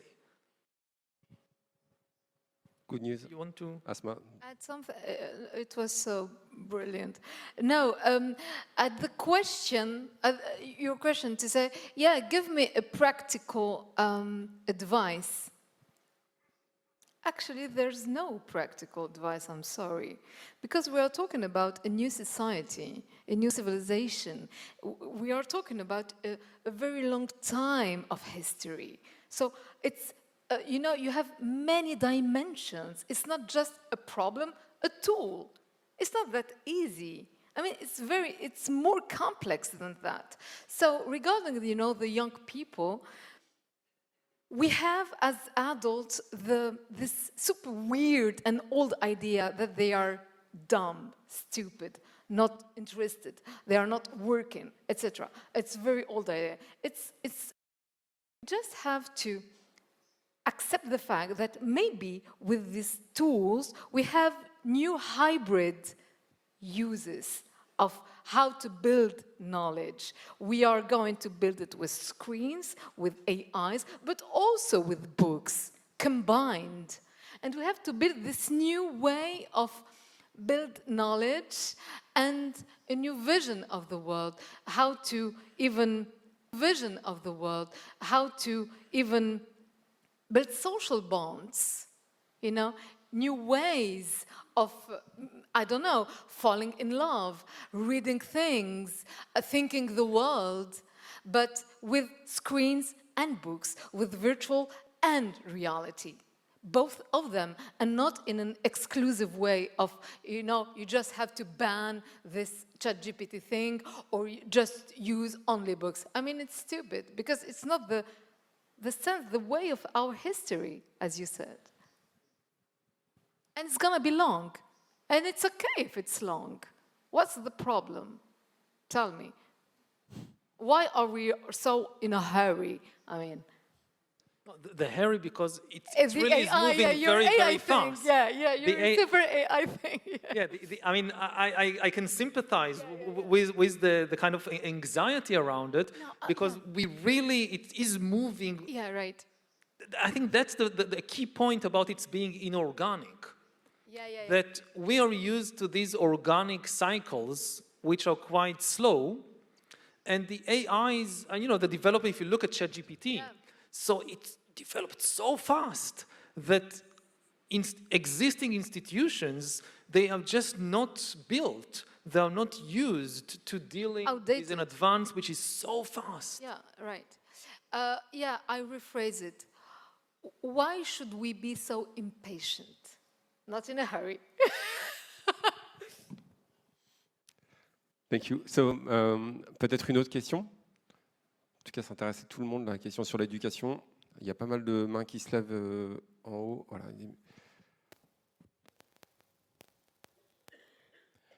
Thanks. Question, what we can do as individuals, and also should we consider donating to charities working on these issues? Donating to charities, and what was the first? Qu'est-ce qu'on peut what can we do as individuals? Oh, Restart everything from the beginning. so very briefly, I mean, we have power as citizens who we vote for, on what issues we vote. Our most important power is to join organizations, institutions, charitable or otherwise. 50 people working together as part of an organization are far, far more powerful than 500 isolated activists. So whatever kind of cause is close to your heart, join an organization on that, or if there is no organization, start one. As on the individual level, my best advice is to go on an information diet. That we are now flooded by far too much information, and most of it is junk information. And we talked a lot about the AIs that are now in control of much of the information system and that deliberately flood us with greed and hate and fear. And it's like junk food for the mind. It's addictive, and it makes people sick, and it makes the whole society sick. And definitely. And again, I wouldn't place the kind of responsibility on individuals. And ultimately, it's the corporations and governments that are responsible. But on the individual level, one thing we can do, the same way that a lot of people are becoming very mindful of what they eat and how much they eat, they have a food diet, we need to treat our mind the same way and go on an information diet, being very mindful of whether we eat junk information or healthy one, and also just simply of the quantities.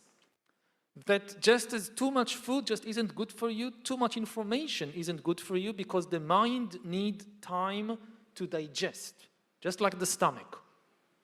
So if you're constantly just consuming more, which is what the algorithms often want you to do, you have no time for digesting, reflecting, meditating, and you need that. So this is something that people can do individually. I mean, again, I'm not, just as food diets are kind of personal, individual, it's not like one size fits all. It's also with information diets, but invest in it as much as you invest in finding your food diet. Thank you. Maybe super quickly on charities, and maybe we're gonna, do you know something interesting? Or? I know that there are many, I don't know, in France, I know that there is the Center for Humane Technology, which is with based Tristan Harris? It is Tristan Harris, which is based in Silicon Valley, and is doing amazing job. Yeah. And I don't know if they are a charity or not, but definitely, I think so, worth supporting. With Azar Raskin, so Center for Human Technology. Center for Humane Technology. You can find the website. Peut-être une autre question. Ouais, il y a encore pas mal de mains. Ouais, on m'a dit qu'il y aura plus beaucoup de questions, je crois. Donc, allez-y. Okay, thank you. I'm sorry I come back on another subject, immigration. And if I well understood and heard you said that the problem is to take IDs, take our jobs. So it's what people think usually. But surprisingly, you didn't mention anything on violence and on security.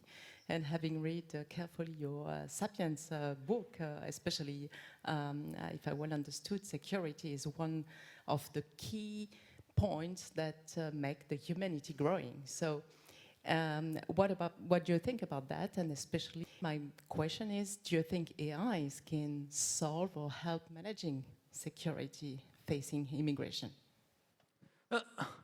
AI, like in every field, AI has applications. And they can be beneficial, and they can be very dangerous. It depends in whose hands the AI is being used and for what purposes. And of course, if it gets out of control, it can be even more dangerous. So we already see the militarization of AI in many fields.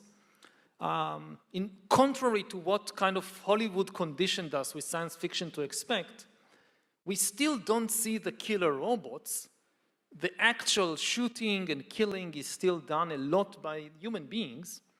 But the first place we see a major kind of intervention of AI is actually in the decision-making process, like in choosing the targets. Like in the war between Israel and Hamas and Israel and Hezbollah, Israel used AI abilities to select targets. Like previously in wars, the decision which building to bomb was made entirely by human beings. Increasingly, AIs are part of the decision-making process. There is a huge debate, which I don't know the answer to whether they are now, like, to what extent the AI are actually choosing the targets or only recommending, and then you have humans verifying it. But they are certainly capable already of choosing targets completely by themselves,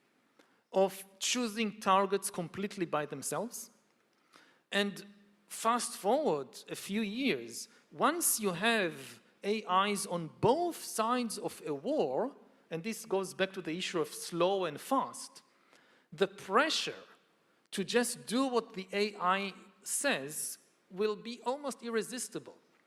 Because if both sides are using AIs to choose targets, and one side says yes, but when the AI says bomb this place, we first have to go through, okay, the AI recommended, now we bring the human analysts to go over all the data and make sure that it's right and that there are no civilians there and so forth, and the other side just bomb it, it's obvious who is going to win the war.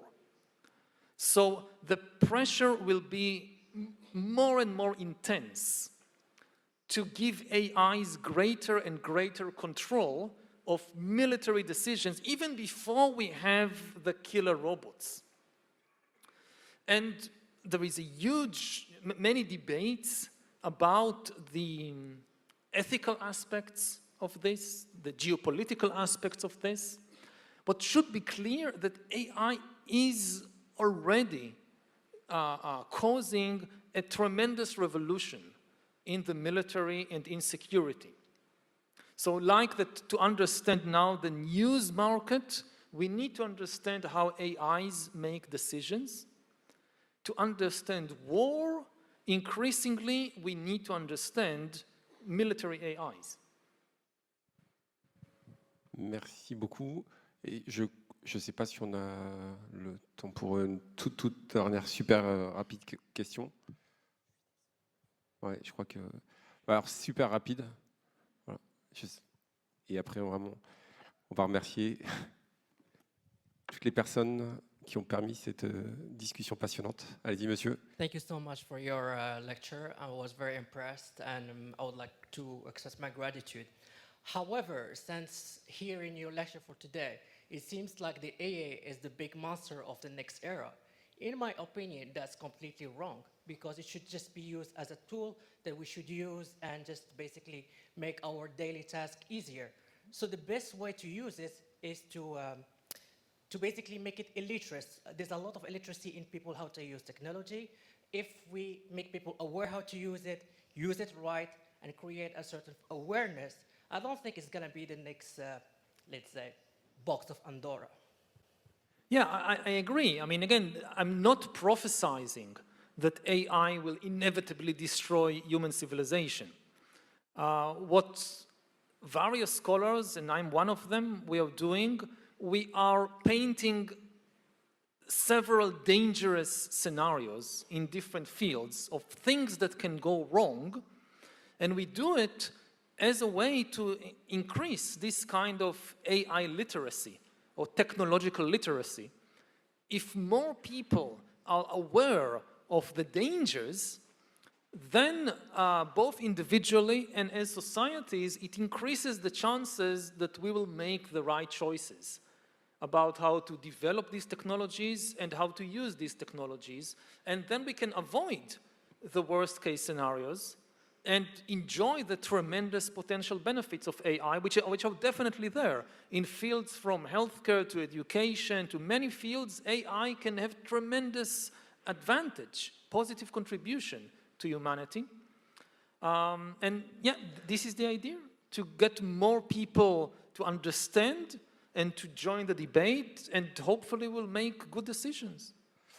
Merci beaucoup. Je voulais dire un tout petit mot très rapide, remercier Zoé Moll et Clémentine Fourré qui m'ont aidé. I just wanted to thank you very much, Yuval, for being here tonight with us. Merci beaucoup aux éditions Albin. Michel, au point que vous pouvez retrouver, dans lequel... it's for you. À Asma, qui nous a fait l'amitié d'être avec nous ce soir. C'était vraiment super.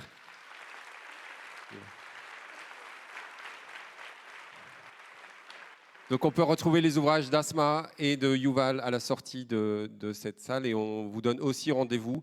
Encore un grand merci de venir si nombreux, c'est un super débat. Dans Le Point, on essaye de suivre toute cette révolution avec passion, et merci encore énormément pour cette discussion. Thank you.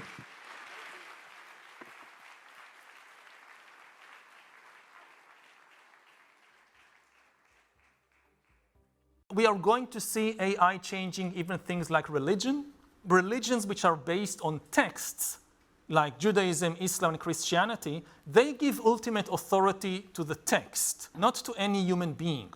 Now, until today, humans were nevertheless the main authority in these religions because the texts could not speak. The Bible could not interpret itself. The Bible could not answer your questions, so you needed a human being as an intermediary. What happens when you have an AI text that can speak for itself? No Jewish rabbi can know all the texts of Judaism because there are too many of them. For the first time in history, there is something on the planet that is able to remember every single word in every writing of every rabbi in the last 2,000 years and talk back to you and explain and defend its views. So you are a military, you studied the military history of the Middle East. Did you ever expect to now be the foremost expert on all things AI and whether we are doomed as humanity? I'm not the foremost expert, but I didn't expect to be talking about AI with such an audience.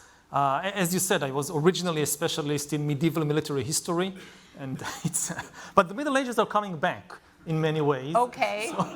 Okay, we're going to get into that. And then feel free to get into that as I ask you this first question. You call artificial intelligence, or alien intelligence as you refer to it throughout your writing, the rise of a new species that could replace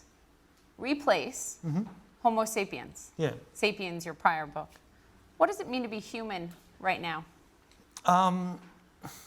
To be aware that for the first time we have real competition on the planet. That we have been the most intelligent species by far for tens of thousands of years, and this is how we got from being an insignificant ape in a corner of Africa to being the absolute rulers of the planet and of the ecosystem. And now we are creating something that could compete with us in the very near future. The most important thing to know about AI is that it is not a tool like all previous human inventions. It is an agent.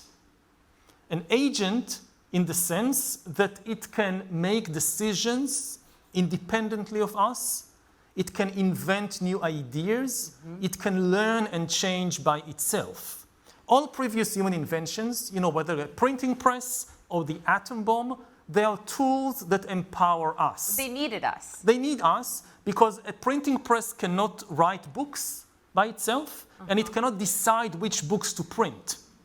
An atom bomb cannot invent the next more powerful bomb, and an atom bomb cannot decide what to attack. An AI weapon can decide by itself which target to attack and design the next generation of weapons by itself. So this is why you argue that AI is potentially, or it sounds like you're saying is, by the way now, but you've written in the past, potentially more momentous in the invention of the telegraph, the printing press, even writing. But the way you talk about it in Nexus is that it is a baby. Yeah. Because it learns from us. And therefore, your argument is that we, especially the powerful leaders in this room, have a lot of responsibility because how we act is how AI will be. You cannot expect to lie and cheat and have benevolent AI. Yeah. Explain that. Yeah, there is a big discussion around the world about AI alignment. Okay, we are creating these increasingly super intelligent, very powerful new agents. How do we make sure that these agents remain aligned with human goals and with the benefit of humanity, that they do what is good for us?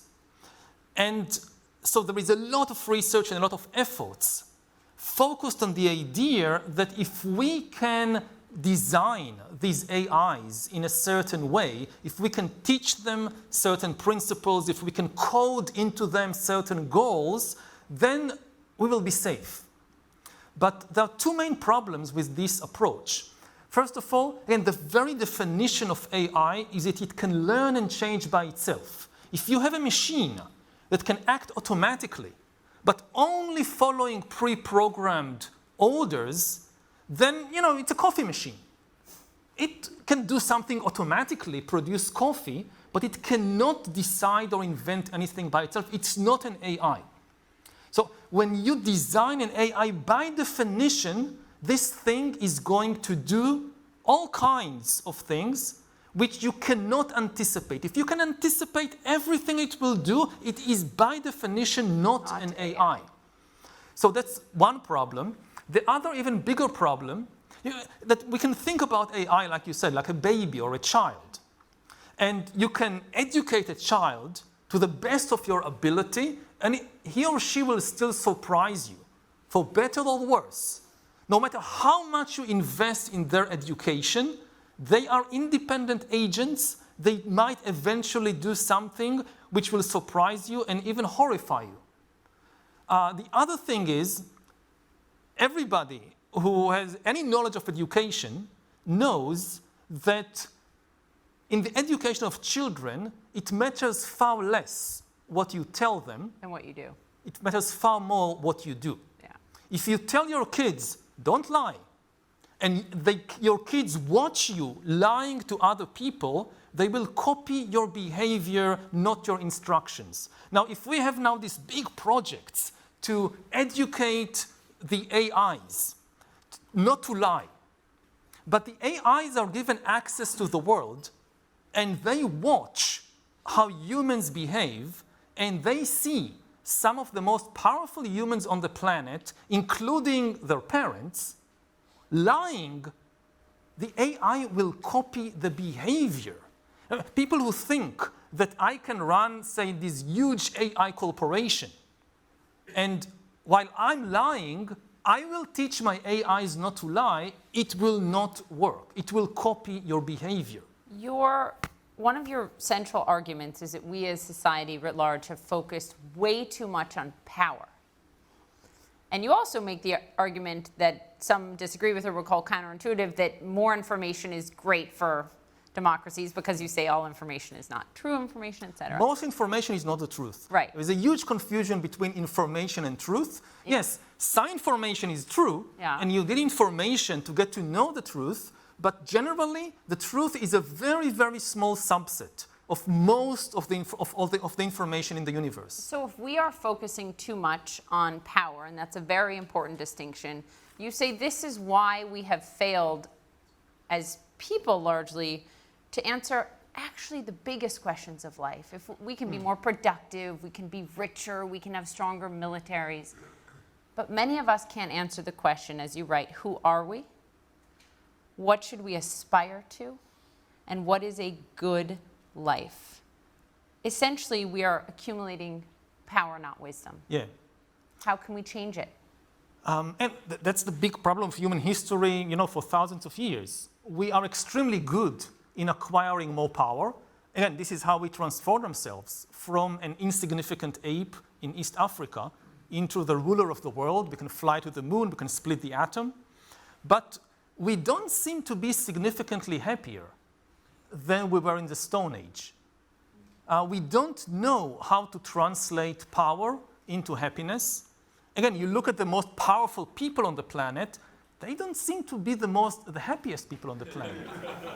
So there is a very... Do you want to ask them? There are many of them. I'm not necessarily referring to the people in this room. I want to clarify, I don't think there is a contradiction between power and happiness. Okay. I don't think that as you acquire more power, you necessarily become miserable. No. But there is no... It can go together, but it doesn't necessarily go together. Okay. And as a species, we have not been particularly good in translating power into happiness or even into knowledge and wisdom. Again, we tend to confuse intelligence with knowledge and with truth. But we are the most intelligent species on the planet. We are also the most delusional species on the planet. And destructive, you argue. And self-destructive, yeah. The kind of things that people believe, no other animal on the planet will believe such nonsense. Like? Except, if I look at my own country, like, you would not find any animal that believes that if you go and kill other members of your species, you will be rewarded after death by entering paradise. No chimpanzee will believe that. No horse would believe that. No wolf will believe that. Millions of people believe that, and they believe it so strongly that they actually go and kill people in the expectation that as a result, they will be rewarded in paradise with whatever. We took a really interesting poll this morning asking the leaders in this room how consequential they think AI has been so far in their business. And actually only the businesses they lead, and only a small portion said significantly. Most it was moderately or not at all. Yeah. Can you speak to them as if we were sitting here 36 months from now? Is there any world in which AI doesn't have a significant impact on their business? It depends on their business, but in most fields, again, the question is one of time scale. You know, I've been talking to a lot of the people who lead the AI revolution, and many of them say, you know, we are already in the middle of the AI revolution, we still haven't seen anything really major. And that's just the difference between how historians view time and how CEOs and entrepreneurs view time. For an entrepreneur, 2 years is a long time. For historians, it's nothing. It's like, imagine that we are now sitting in London and the year is 1835. The first railway has been opened between Manchester and Liverpool 5 years ago. And we have now this conference in London in 1835, and people saying, you know, all this talk about railways changing the world, the Industrial Revolution, this is nonsense. We have had railways for ages, 5 years. And look, okay, so there is some changes that they now have people traveling with the trains, or they move around coal more easily. But nothing major happened. Because there is a time lag between the invention of a technology and the moment when you see the actual social and political consequences. Yeah. So we now know that the Industrial Revolution and trains, they completely transformed everything. Geopolitics, the way people fight wars, the economy, family structure, but it just took more than 5 years. The same is likely to happen with AI. In all fields, from the obvious to the less obvious, like I think that one of the first fields we'll see major changes is finance. Okay. That AI is going very quickly to take over the financial system. We have some bankers in the room, so tell us more. Because finance is the ideal playing ground for AI. It's purely an informational realm. If you want to have an AI self-driving vehicle on the road, which has been promised again and again, and we are still not there, the problem... Waymo. Yeah, but you go around London, you don't see these tens of thousands of self-driving vehicles yet. I just passed my first driving lesson Congratulations. here in the UK, and you still need to learn how to drive. Okay. So But The problem is that for driving, you need to deal with the messy physical world of pedestrians and holes in the roads and whatever. But in finance, it's only information in, information out. It's much easier for an AI to master that. And what happens to finance once AIs, for instance, start inventing new financial devices that the human brain is simply incapable of dealing with because it's mathematically too complex? We are going to see AI changing even things like religion. How?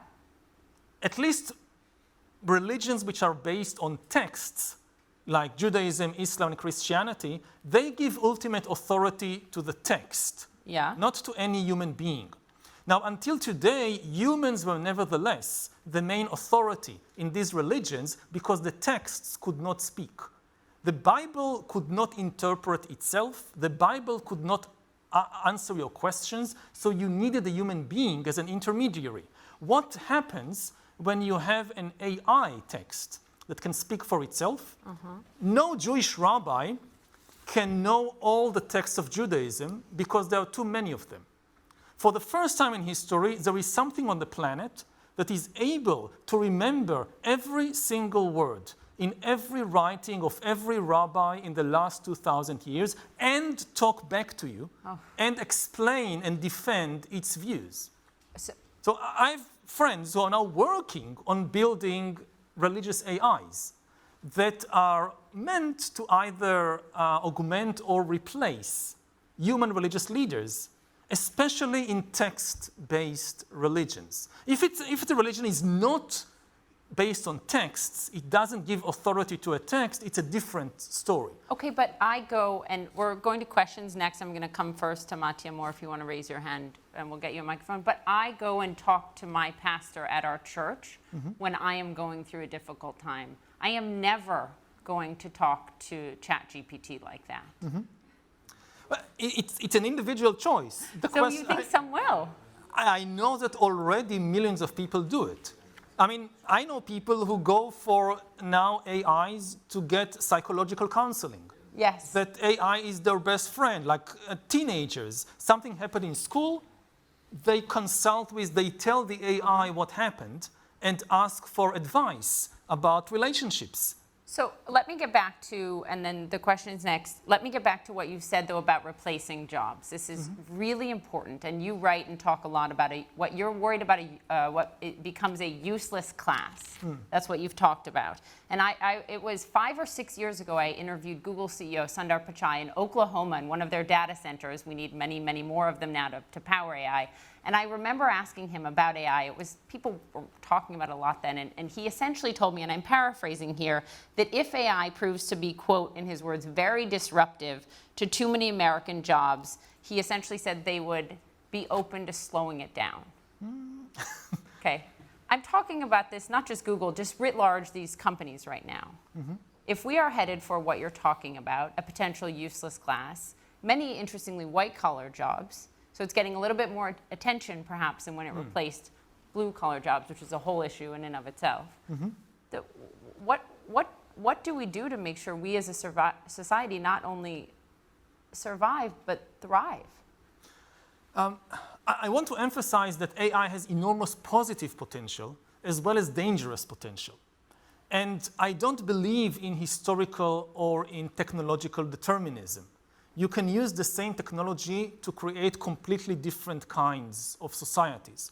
We saw it in the 20th century that you used exactly the same technology to build communist totalitarian regimes and liberal democracies. That's right. It's the same with AI. We have a lot of choices about what to do with it, if, again, provided we remember that for the first time we are dealing with agents and not tools. So it makes it much more complicated. But we do have still, most of the agency is in our hands. And the question of how we develop the technology, and even more importantly, how we deploy it, we can make a lot of choices there. We have agency in how we move forward. We don't have a choice that it has come. Yeah. We have power in how we use it and go through it. Absolutely. The main problem is that now the companies and countries that lead the AI revolution has been locked into an arms race situation. So even if they know that it would be better to slow down, to invest more in safety, to be careful about this or that potential development, they are constantly afraid that if we slow down and they don't slow down, they will take over the world. So let's get to some questions here. Mattia Moore with Emotion Network. Hi, yes, right here. Hi, so congratulations, because I mean your books are really eye-opening, and so you gave already a lot of answers through your books and also today. We as a company, we have a conference called Tech Emotion because we strongly believe in the power of mixing technology and innovation with emotion, creativity, and culture. But and in what you're saying, this is a lot of a mix of this. So what I think it's really interesting what you are saying about also the effect on religion, the effect on the soul of the people, and this is also related to what she was saying about the purpose of the life of the people that is going to be destroyed or changed a lot by AI, by all these innovations. So how do you think it's possible to get a future where people is going to be more satisfied and more happy and also find more purpose in what they do with the difficulties that this world is changing? So I know this is a big question, but I think that is the most important thing in our life, much more than business, but more than anything else. Yeah, so it's a very big subject. The most important thing, I only have time to talk about one thing, so the most important thing is that we need to solve our own human problems instead of relying on the AI to do it for us. And the key problem is the problem of trust and cooperation.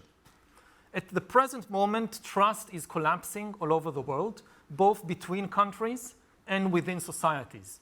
And the hope that, okay, humans can no longer trust each other, so the international system and the trade system and everything is collapsing, but the AI will save us, will solve. No, it will not. In a world in which humans compete with each other ferociously and cannot trust each other, the AI produced by such a world will be a ferocious, competitive, untrustworthy AI.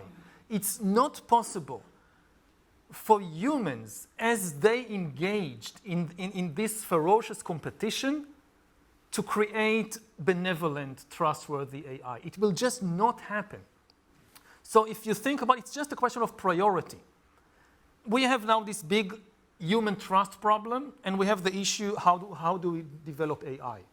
Too many people think, okay, let's first solve the how do we develop AI problem, and then this will solve the human trust problem. It will not work.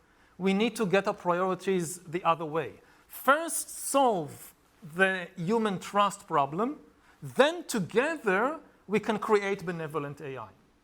Of course, this is not what is happening right now in the world. Do we have one more? Yes, right here. Thanks very much, Yuval. Quick question from me. So, in human history, there's been organizing principles, and you write about that so much in your books. And there's been, in some senses, at least geographically, monolithic organizing principles, like religion and the church was one of those.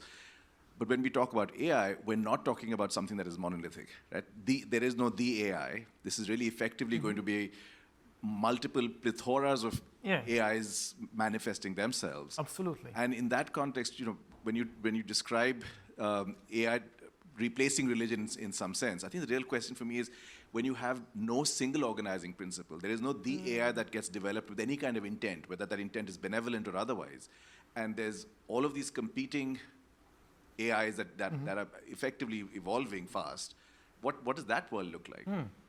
That's a very, very important point. I mean, the AI will not be one big AI.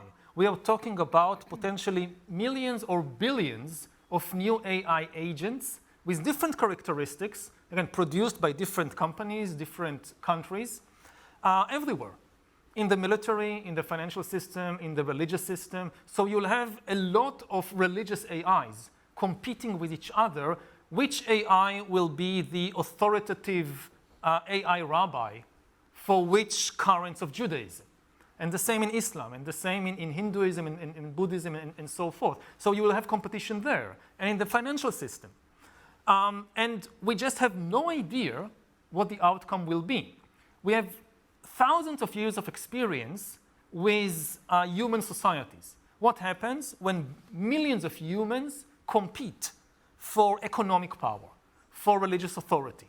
It's very complex, but we at least have some experience in how these things develop. We have zero experience in what happens in AI societies when millions of AIs compete with each other. We just don't know. Now, this is not something you can simulate in the AI labs. If OpenAI, for instance, wants to check the safety or the potential outcome of its latest AI model, it cannot simulate history in a laboratory. It can check for all kinds of failures in the system, but it cannot tell in advance what happens when you have millions of copies of these AIs in the big world outside, developing in unanticipated ways, interacting with each other and with billions of human beings. So it's in a way, it's the biggest social experiment in human history. We are all part of it, and nobody has any idea how it will develop. One analogy to keep in mind, we now have this immigration crisis in the US, in Europe, elsewhere. Lots of people worried about immigrants. Why are people worried about immigrants? There are three main things that come to people's mind. They will take our jobs. They come with different cultural ideas. They will change our culture. They may have political agendas. They might try to take over the country politically. These are the three main things that people keep coming back to. Now, you can think about the AI revolution as simply a wave of immigration of millions and billions of AI immigrants that will take people's jobs, that have very different cultural ideas, and that might try to gain some kind of political power. And these AI immigrants, these digital immigrants, they don't need visas. They don't cross the sea in some rickety boat in the middle of the night. They come at the speed of light. And I look, for instance, at far-right parties in Europe. And they talk so much about the human immigrants, sometimes with justification, sometimes without justification. They don't talk almost at all about the wave of digital immigrants that is coming into Europe. And I think they should be much, if they care about the sovereignty of their country, if they care about the economic and cultural future of their country, they should be far more worried about the digital immigrants than about the human immigrants. Yuval, this has been remarkable. Thank you very, very much. Thank you.